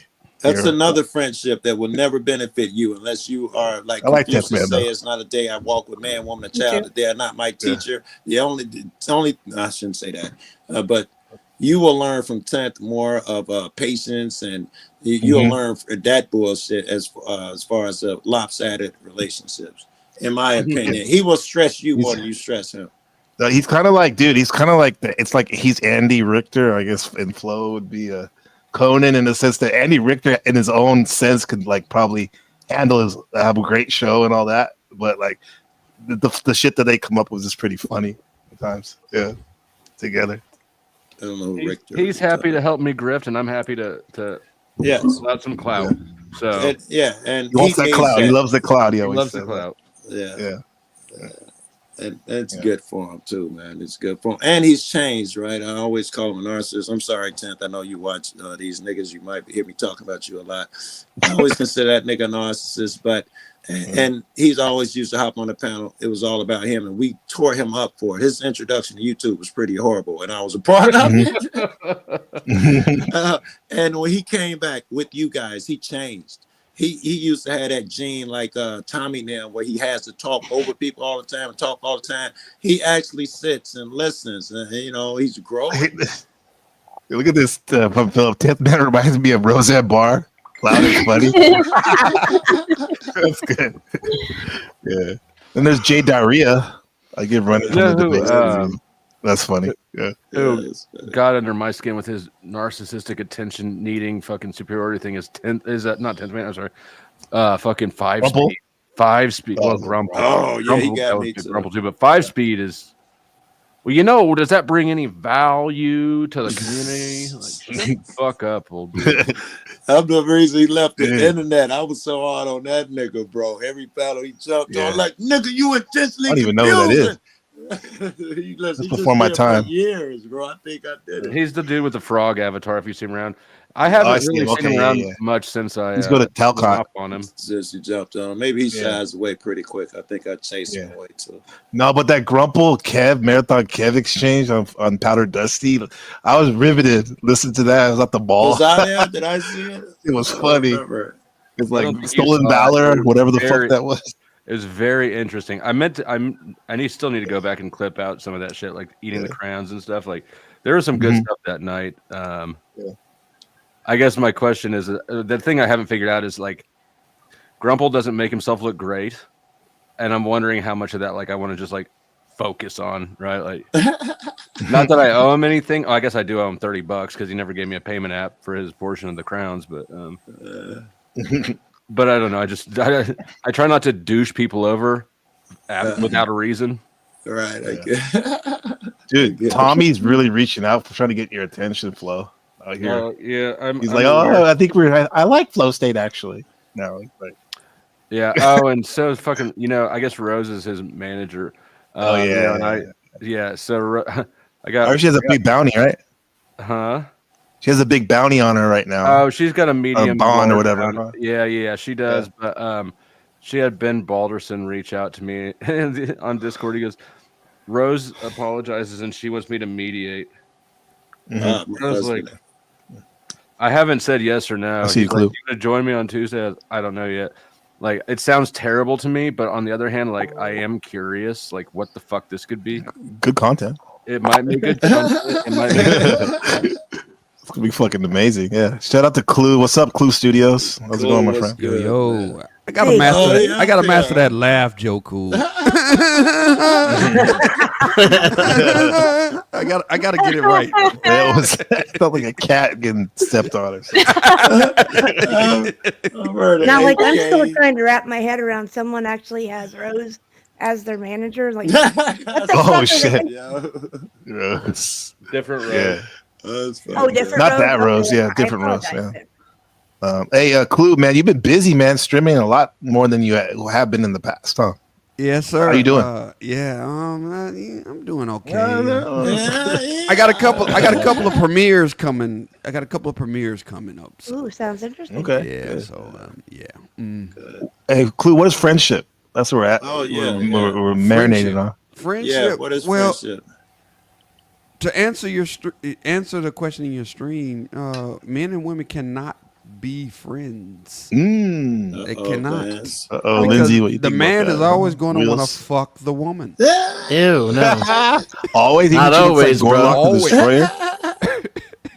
Not always, bro. Always. You said not always. My Are best you friend saying he got a can't woman. control himself? You couldn't pay me I'm to saying- fuck my man best friend. I'm His saying- girlfriend. They could want to fuck each other and still not do it. The only reason Yes. the only reason the man is in the woman's life is to somehow have sex with her. And if she puts him in the friend zone, well, that's just him trying to figure out a masterful way to get out of the friend zone so he could put the dick in her. Maybe like subconsciously, I can see that. Correct me if I'm wrong. Evolutionary Yeah, you're psychology wrong. type shit. Yeah. But like, You ain't got no. that's the fat case. Like, girlfriends that I'm you trying to ain't fuck wanna like No 20 fat people right chicks, now. no older Which I'm women. not. right that you ain't interested in sexually. Right. What was that? You think said that's you like ain't got no consciously fat- trying to fuck? You're saying? I think Clue just Consciously. snitched on himself. Clue wants to fuck every A chick. fat old. Dusty, you know that's not true, Dusty. That's not true. You said every Yeah. though, Clue. You said That's his every. point. Yeah, can't like look you fat. didn't say that you can't be friends with a chick unless she's ugly, fat, unattractive, unavailable. You said Every said every chick, Yeah. every dude wants to fuck every Absolute. chick and therefore can never have a female friend. I see why your wife got mad at you for being loyal to Mel like that. Yeah. That's just wild. Oh man. Yeah. And by the way, hey, that's your Madre wife. She's a very beautiful woman, Clue. With all due respect, I gotta tell you that. Dusty think he busted me. Okay. Busty Dusty. He got you. He got you. Busty Day. I'm He got busted. you. Busted. Yeah. That was an underhand pitch of a get. Layup. But you really don't have no female friends, Clue? On a platonic Yeah, level? Clue. Do you not have Platonic, any no. friends? Wheels? You want to? No disrespect. You want to bone Wheels? I don't want to bone Wills. No, Wills is a But colleague. Liz, on then, the huh? other hand, Will- Liz she, is- she's a colleague. We work together. Oh, okay. Oh, we're not Okay. friends then? No, we're not friends. Ooh, Damn. No, we're not You're friends. not, We man. work Yeah. together. We work together. We just work together. You know? So you don't I have work to wife meet you in already? person in order to be a friend of yours. You don't I have to meet So he's you in like person. Provost. When he I feel like Provost there's a says lot of that. That's my personal code. Yeah. I Would you have say to meet you Dusty? in person? I feel like Clue's perspective has a lot of holes and contradictions in it. I think Yeah, like of course you guys would, gotta Dusty. pick Of up course on you it so I would. can be quiet. Of course you would, Dusty. You would. Yes, you Right, would, OG. Dusty. I do. I agree with Dusty on this one. Clue, you know I love you, but even I've got to agree with that. Oh, my God. shit, Wheels. Wheels, you jumping Yeah, ship. Wheels. You No, I'm jumping not ship. jumping. What ship are we talking about? The colleague ship? She's not your friend. She's That's my not colleague. a colleague. We're all colleagues. We're colleagues. There's only 12 Here's people the watching thing. this. This is crazy. This Here's is great. the thing. This is a great NPC. stream. NPC. Yes, sir. In order to be a friend, now MySpace fucked this up for everybody. In order to be a friend, you have to meet them in person first for them to qualify to be a friend. MySpace said we can all be friends. You can have friends all around the world that you never met. They give you one friend off the guy, Tom. If Tom's not your friend, you're a loser. That reminds me of a social experiment they were doing. Tom is actually our friend, and we abandoned him, and now look where we're at. We went to Facebook, and look where we're at. We're being censored and shit.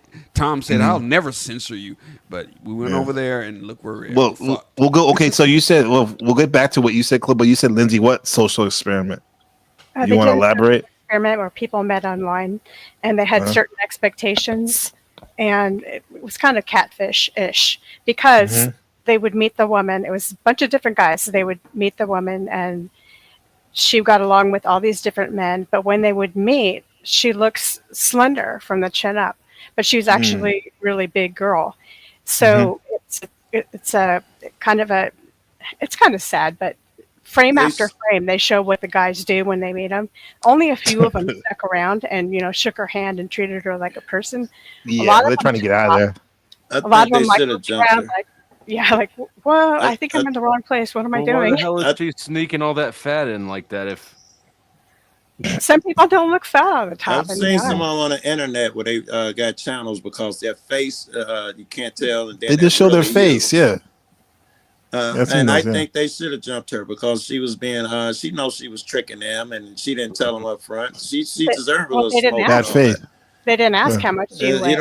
You don't have to literally ask, man. She know that shit, man. if you're hiding something, if I got a fucking third leg, I should tell you before we meet. All right. No, Clue. No, you said you have to meet, which I disagree. But that's your perspective. That's you do have to meet somebody in order for them to be your friend. In person, you said. In person. You have to meet somebody in person so they qualify as being your friend.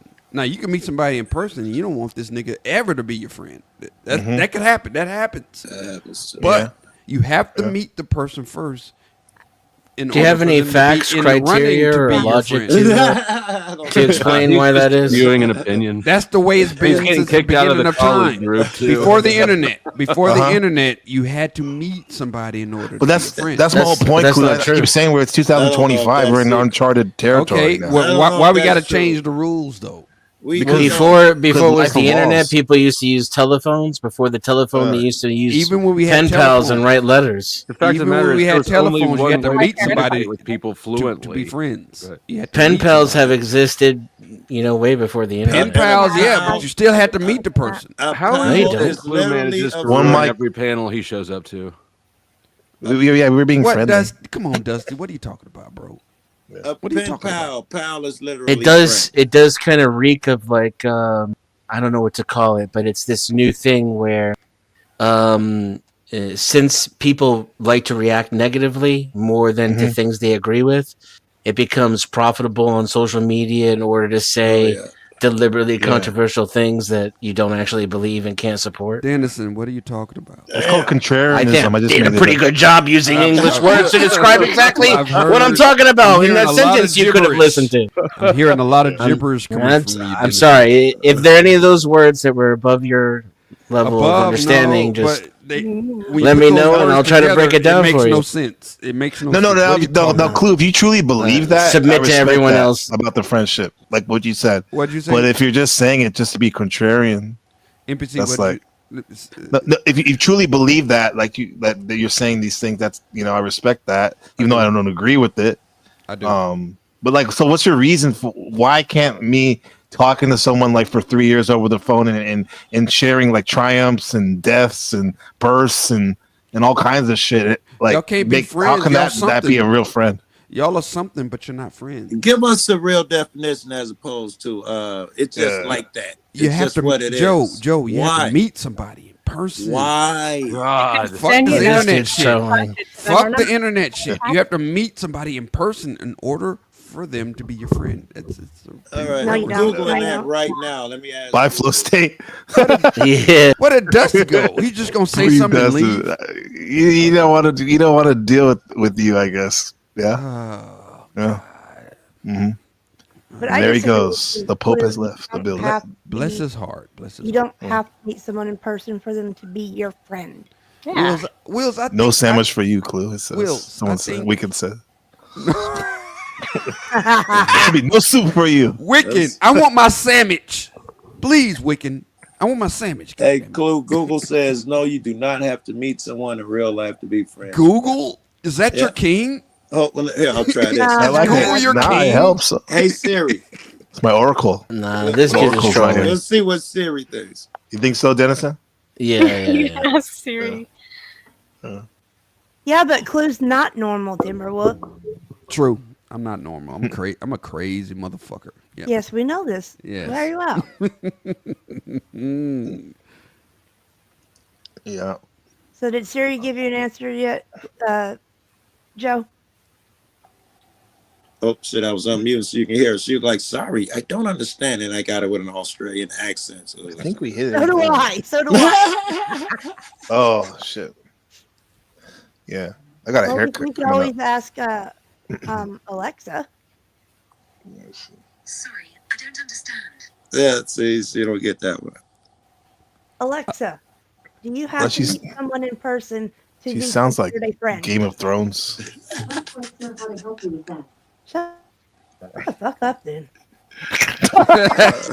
Hey, don't be so aggressive to Alexa. She's just doing her job. Hey, that's your colleague, bro. That's my She can talk how she's she my wants. digital secretary. I can treat her however I want. Yeah. But so is there anything else on the first? I think we hit all the points. Oh, yeah, you at least got them Clue. You want to points. go further on your. So one, you said you had to meet in person. Do you have Anything to else? meet a Do you have to person kiss? in Do real you have to life to kiss be them friends too? with them? No, Male you or don't have to female, kiss- or you a don't- warm handshake of a man? NPC, you don't have to kiss them. You just have to meet them in person. I see. A physical meeting.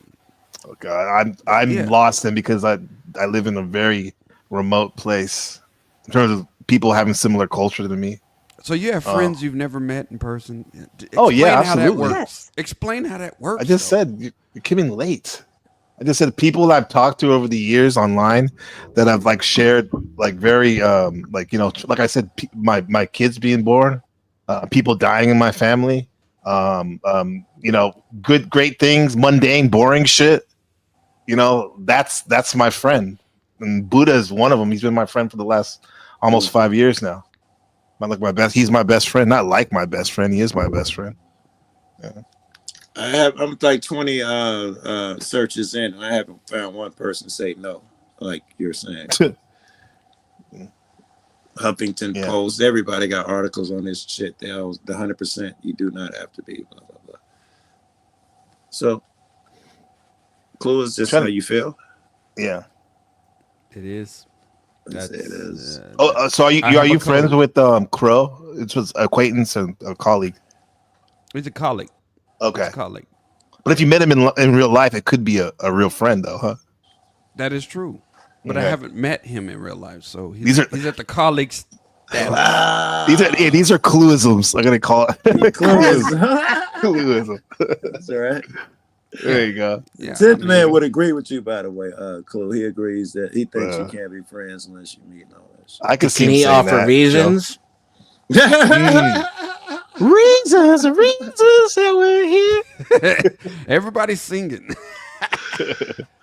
Yeah. Destin asked you an actual question. He's a sergeant of arms at the moment. He's keeping you honest, dog. He said, "Can you give us some reasons, sir?" I'm just saying any facts, brother. examples, logic, or reason as to why that's true. Any at all, besides just repeating it. Or is Dennis right and you're just saying controversial because it's whatever? Well, one question at a time, brother Joe. Let's see if he can answer the first part. Let's see. Clue? What? Enough said. I think. I was in the chat. My bad. Oh, okay. No, he's saying Dennis. Dennis, can you say it one more time? Sorry, you have to say it again, but yeah. Any facts, examples, reasons, or logic as to why that's true, other than just repeating it. Because that's the way we did. That's how we conducted ourselves before the internet. No, that's how you. That was disproven already.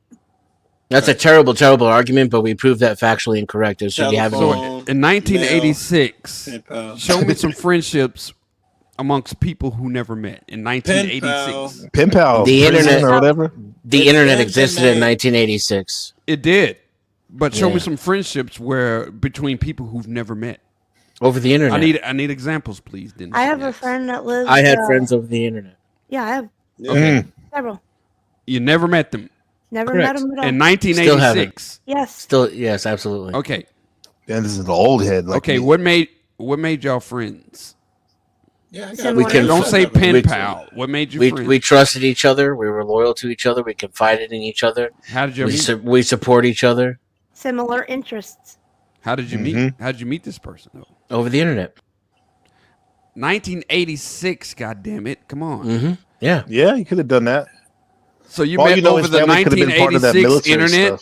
With the internet. You serious? What? You met over Prodigy? Yeah. Prodigy, the Sierra Network, CompuServe, all of those. Where's Carol talks about that. And like dozens and dozens of different bulletin board services. I can't even remember. Where's that person now, though? I have no idea. Oh my god! Exactly.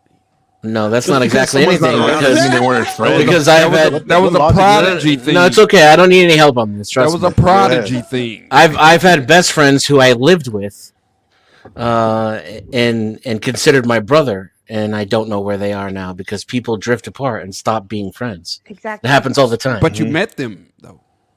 Right, that's my point. So the meeting isn't what makes it a friend or not a friend.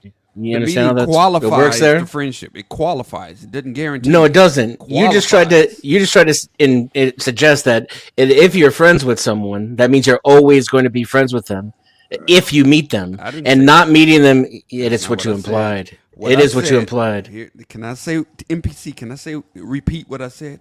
I said you have to meet somebody in order for them to qualify to be a friend. You can meet somebody and they'll never be a friend. That's possible. It's happened.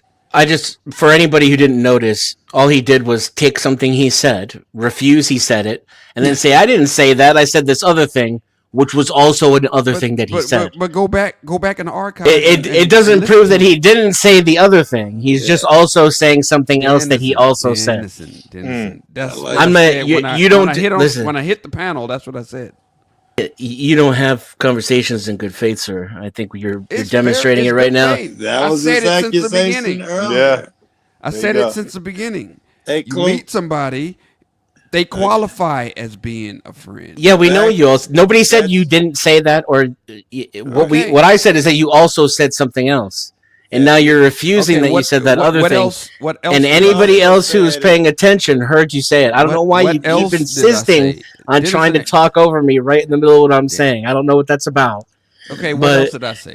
You also implied that I wasn't really friends with somebody because I don't know where they are right now. That was your implication. He said that he talked about a friend in particular, and you said he wasn't a friend because he faded away. I did say that, Joe Cool. Yes, I did say that. Yes, I know. A lot of people know. So why didn't the friendship last? Dennis and X? I could give you a myriad of reasons for that. It would still have nothing to do with you proving how meeting is a prerequisite for friendship. That's a nice try to take the conversation in another direction, but I would still like some facts, examples, reasons, or logic. It's not a good try. It's a logical. MySpace did a number on you guys. MySpace fucked all of y'all heads up. I never had it. Bro, I had friends that I met over the telephone before MySpace even existed. Over the telephone. Necessary. I was gonna say I had a friend who my friend used to go over his cousin's house, and I met his cousin's friend, and we remained friends long after all of them. I never met her. That's also a reversal of the burden of proof, right? You're still shifting the conversation back to us proving our friendships. I'm still looking for facts, examples, reason, or logic as to why your assertion is true, that you must meet someone. The one he gave was it's been like that throughout time, which has been thoroughly debunked. Right, that's factually incorrect. So, any others? I'm not trying. Brown's boy. I'm not trying to be. He's conveniently in the chat now. I'm not trying to beat. I think I demonstrated my point. Not to toot my own horn or anything, but I think my intuitions were correct. Let me. I don't think this person is a good faith. Okay. I'm not trying to beat him. I'm not Interlocutor, is that the question? This is not Denizen versus Clue. No, I'm not trying to beat him. I'm just trying to state that you can't be friends with somebody you never met. That's impossible. Let me get back. That's all you're saying, by the way. You keep That's the same thing OG. over and over. That's what I was going to say. Responding to Brown's boy in the chat. Brown's boy is being Brown's boy, right? But here's the thing: I'm asking you. So when I said what is friendship, the only thing you can say is you have to meet a person in real life. Yeah. Okay. First, that's enough said. Okay. That's a qualifier. A qualifier. Okay. You have a singular definition of friends that no one else. Well, I shouldn't say no one else, but you have a singular, seemingly. I say a lot of things nobody disagrees with. I say a lot of things nobody nobody agrees with. The end of my sentence was going to be no one agrees with. Right. Right. Yeah, I say a lot of things. Yeah, it seems to be a thing for you. That's your thing. That's my thing. That's the point of my whole channel. I say shit that nobody agrees with. Right. You don't actually have any logic or reason behind it, though, which is, I don't. No. Go ahead. Come with it. You can't bring it. Now's your chance. You got the flow. You know what the 10th man is? It's a real thing. It's when everybody agree. One dude has to disagree and just to stir shit up. I think you're saying that's my whole thing. My stick is I just say shit people disagree with. It's my personal belief. I'm not saying it just to disagree. It's my personal belief. Do you have any idea where your beliefs come from? Yeah. Life experience, Denizen. Nonsense. You never had a. You think, got built up around you. You need to take that wall down and open yourself to, I'm not just your colleague. I'm your friend. Yes, I consider you a friend. Yeah, that was wild. I haven't met you, Wills. I would like to meet you. Damn. I haven't Only met you put that qualifier. I haven't on met there. you yet. You can identify what a friend is. That's a shame. So let's try this a different way then. Can we say maybe Clue can't be friends with people he's never met? And then it doesn't say fuck all about any other human being on the face of the planet. That this is not an actual fact about life, but more of a personal rule that Clue has what you just as said, to who he allows I people around him to be his friend, or whether or not he considers them friends, or whether or not he considers the relationship reciprocal. If he hasn't met you, you can go fuck yourself. But that doesn't really say anything about anybody else. You said it first. I agree with. Yeah. I agree with what you said at first before the go fuck yourself part. So you agree with that? No, Let me read this comment kidding. from the first lady of the panel, First Lady KT. My biggest advice about friendship is when one ends, always have respect for that bond that you once held. Don't go spilling their secrets or putting them down. Respect what once was yourself. Yeah, bro, that happens a lot, man. Yeah. The opposite of that. I agree with that. Woo. Yeah. People that have betrayed me and proven to be my enemy and were never my friend, I very sparingly criticize them or didn't reveal their secrets or something, even though they're out there revealing all of mine and didn't come up with I didn't. What's the reason for that? I'll ask you guys, but I'll say my reason for trying not to do that is because if I really said they were my friend and I rolled with them, it makes me look kind of stupid that even though I had a disagreement with them, that now they're the worst person ever. What does that say about me? It makes me look like a petty bitch. It's vindictive. That too, yeah. Oh shit! Write that down, because motherfuckers on the internet can't seem to learn that fucking. Yeah. So I'm about to wrap this up. I gotta get Ben a haircut. So I got it cut out, man. It's been great. Epic, man. It's been great. I appreciate everybody. It's been epic. Thank you, providing Clue. this. Yes, Clue. What you got? I said salute NPC. It's a good stream. Yeah, I appreciate it, Clue. Thank you for coming up and giving us some pushback, man. I have to say something. I think it was Timberwolf that said it back in the chat that he liked the panel better when it was clueless. I was about to mod god him right now. That's a nice pun. That's a pretty good pun. Pretty good pun. It was pretty good. Pretty top notch. But no, thanks That was for. funny. I had to say thanks for having me. You're Sorry, welcome. I had internet issues earlier, but Cool. you know, That's all good. I appreciate you not giving up. You pushing through. oh, Thank you, always. Wheels. I'm a Yeah. fighter. You know that. Yeah. Absolutely. And my friend, truly mean this, my brother actually, Machine Lies. How's it going, brother? Appreciate you coming up, man. And Yeah, sharing. blessings on me. Yeah, thank you for having me. And yeah, we did a killer Zionism series, exposed the lukewarm antics of many of the internet personalities. I mean, we looked at a whole slew of people. Like I'm talking about almost everyone on the alt right, almost all the ortho bros. Okay. And, Okay. all that stuff, and we looked at different perspectives there. So we're gonna continue that tomorrow. We might be out here. Tomorrow, okay. Yeah, tomorrow we might be out here. On Caliphate? Either on Caliphate or on the normal channel, but we'll see. We're pretty exclusive on the Cyber Caliphate because we're banned almost out of existence at this point. So damn. Yeah, so we'll figure it out. But yeah, blessings. Yeah. Blessing. Yeah, and while you're here, Machine Lies, I'll say it to you here because you're here. I would really enjoy doing a series with you about like psyops of the panelverse. Talk about like our section, if you would, if you would bless us with that. Of course. I think that'd be a lot of fun. Yeah, definitely. Yeah, I'm down to do it. Yeah, I'm not afraid to say what's on my mind about this. Absolutely. That's why we love it. Yeah. Shout out to you and your wife and your family and your brother. Peace, brother. Yeah. Blessing. Yeah, thank you. Peace to your family too. I'm praying for you. Yeah, thank you. Thank you, sir. Yeah, peace. My friend, that's actually my first friend on the panelverse was Machine Lies. It is Machine Lies, actually. Show me tremendous respect. And Dennison, thanks again for keeping us honest. Yeah. Is that what I did? Fuck. Yeah. Something like I'm that. kidding. I'm kidding. Oh, come on, bro. I'm kidding. Everything it ends with like, I'm fuck, kidding. Fuck powder dust. Fuck. Well, no, fuck this, him. This is but more, not Dennison. Not Dennison. Dennis is is cleaning, like he's taking names, bro, as usual, man.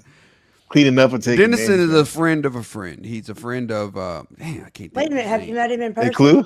He's a friend of a friend. That's a good one, Wheels. I see what you did there, Wheels. Yeah. Clue, I love you like a second brother-in-law. Yeah, see, that person is not my friend, by the way.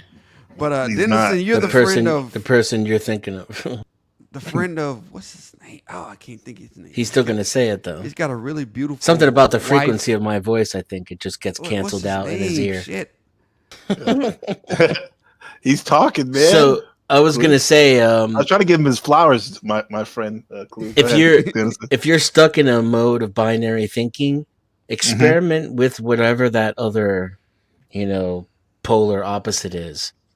And if you think that you need to do so with a torch and a sword, feel free, defend yourself, be defensive. Try to find out. But at least be open enough to check it out, to take a peek and, walk down around the block. And I think a lot of times you'll see that while there is, something to experience and to be learned, there's a reason why you had your preferences. But you never know. It might expose you to another part of yourself that you didn't know existed.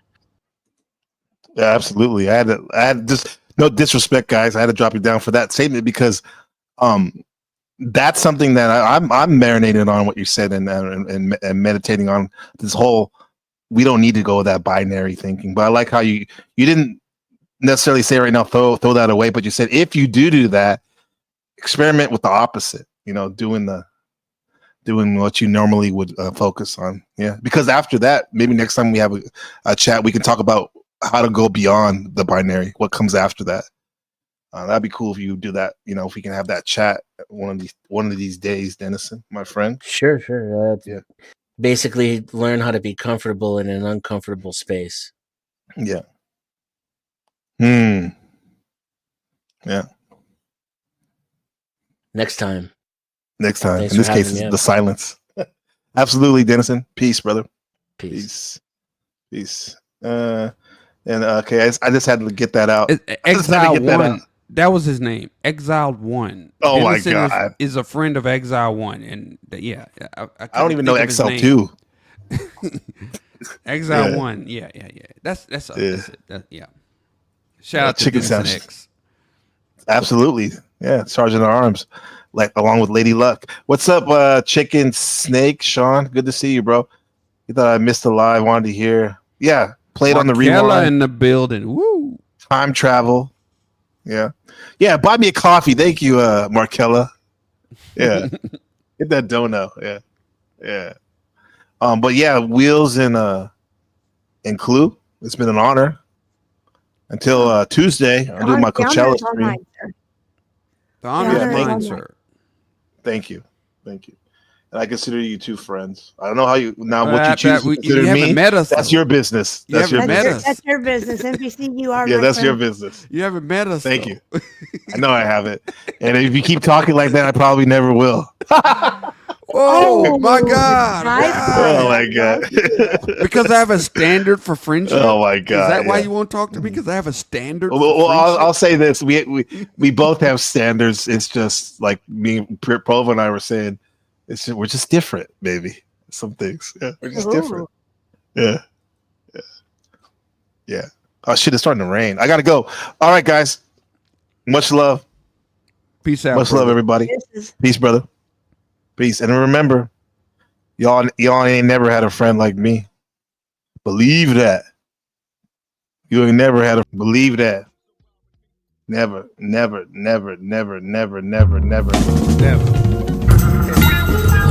had a friend like me.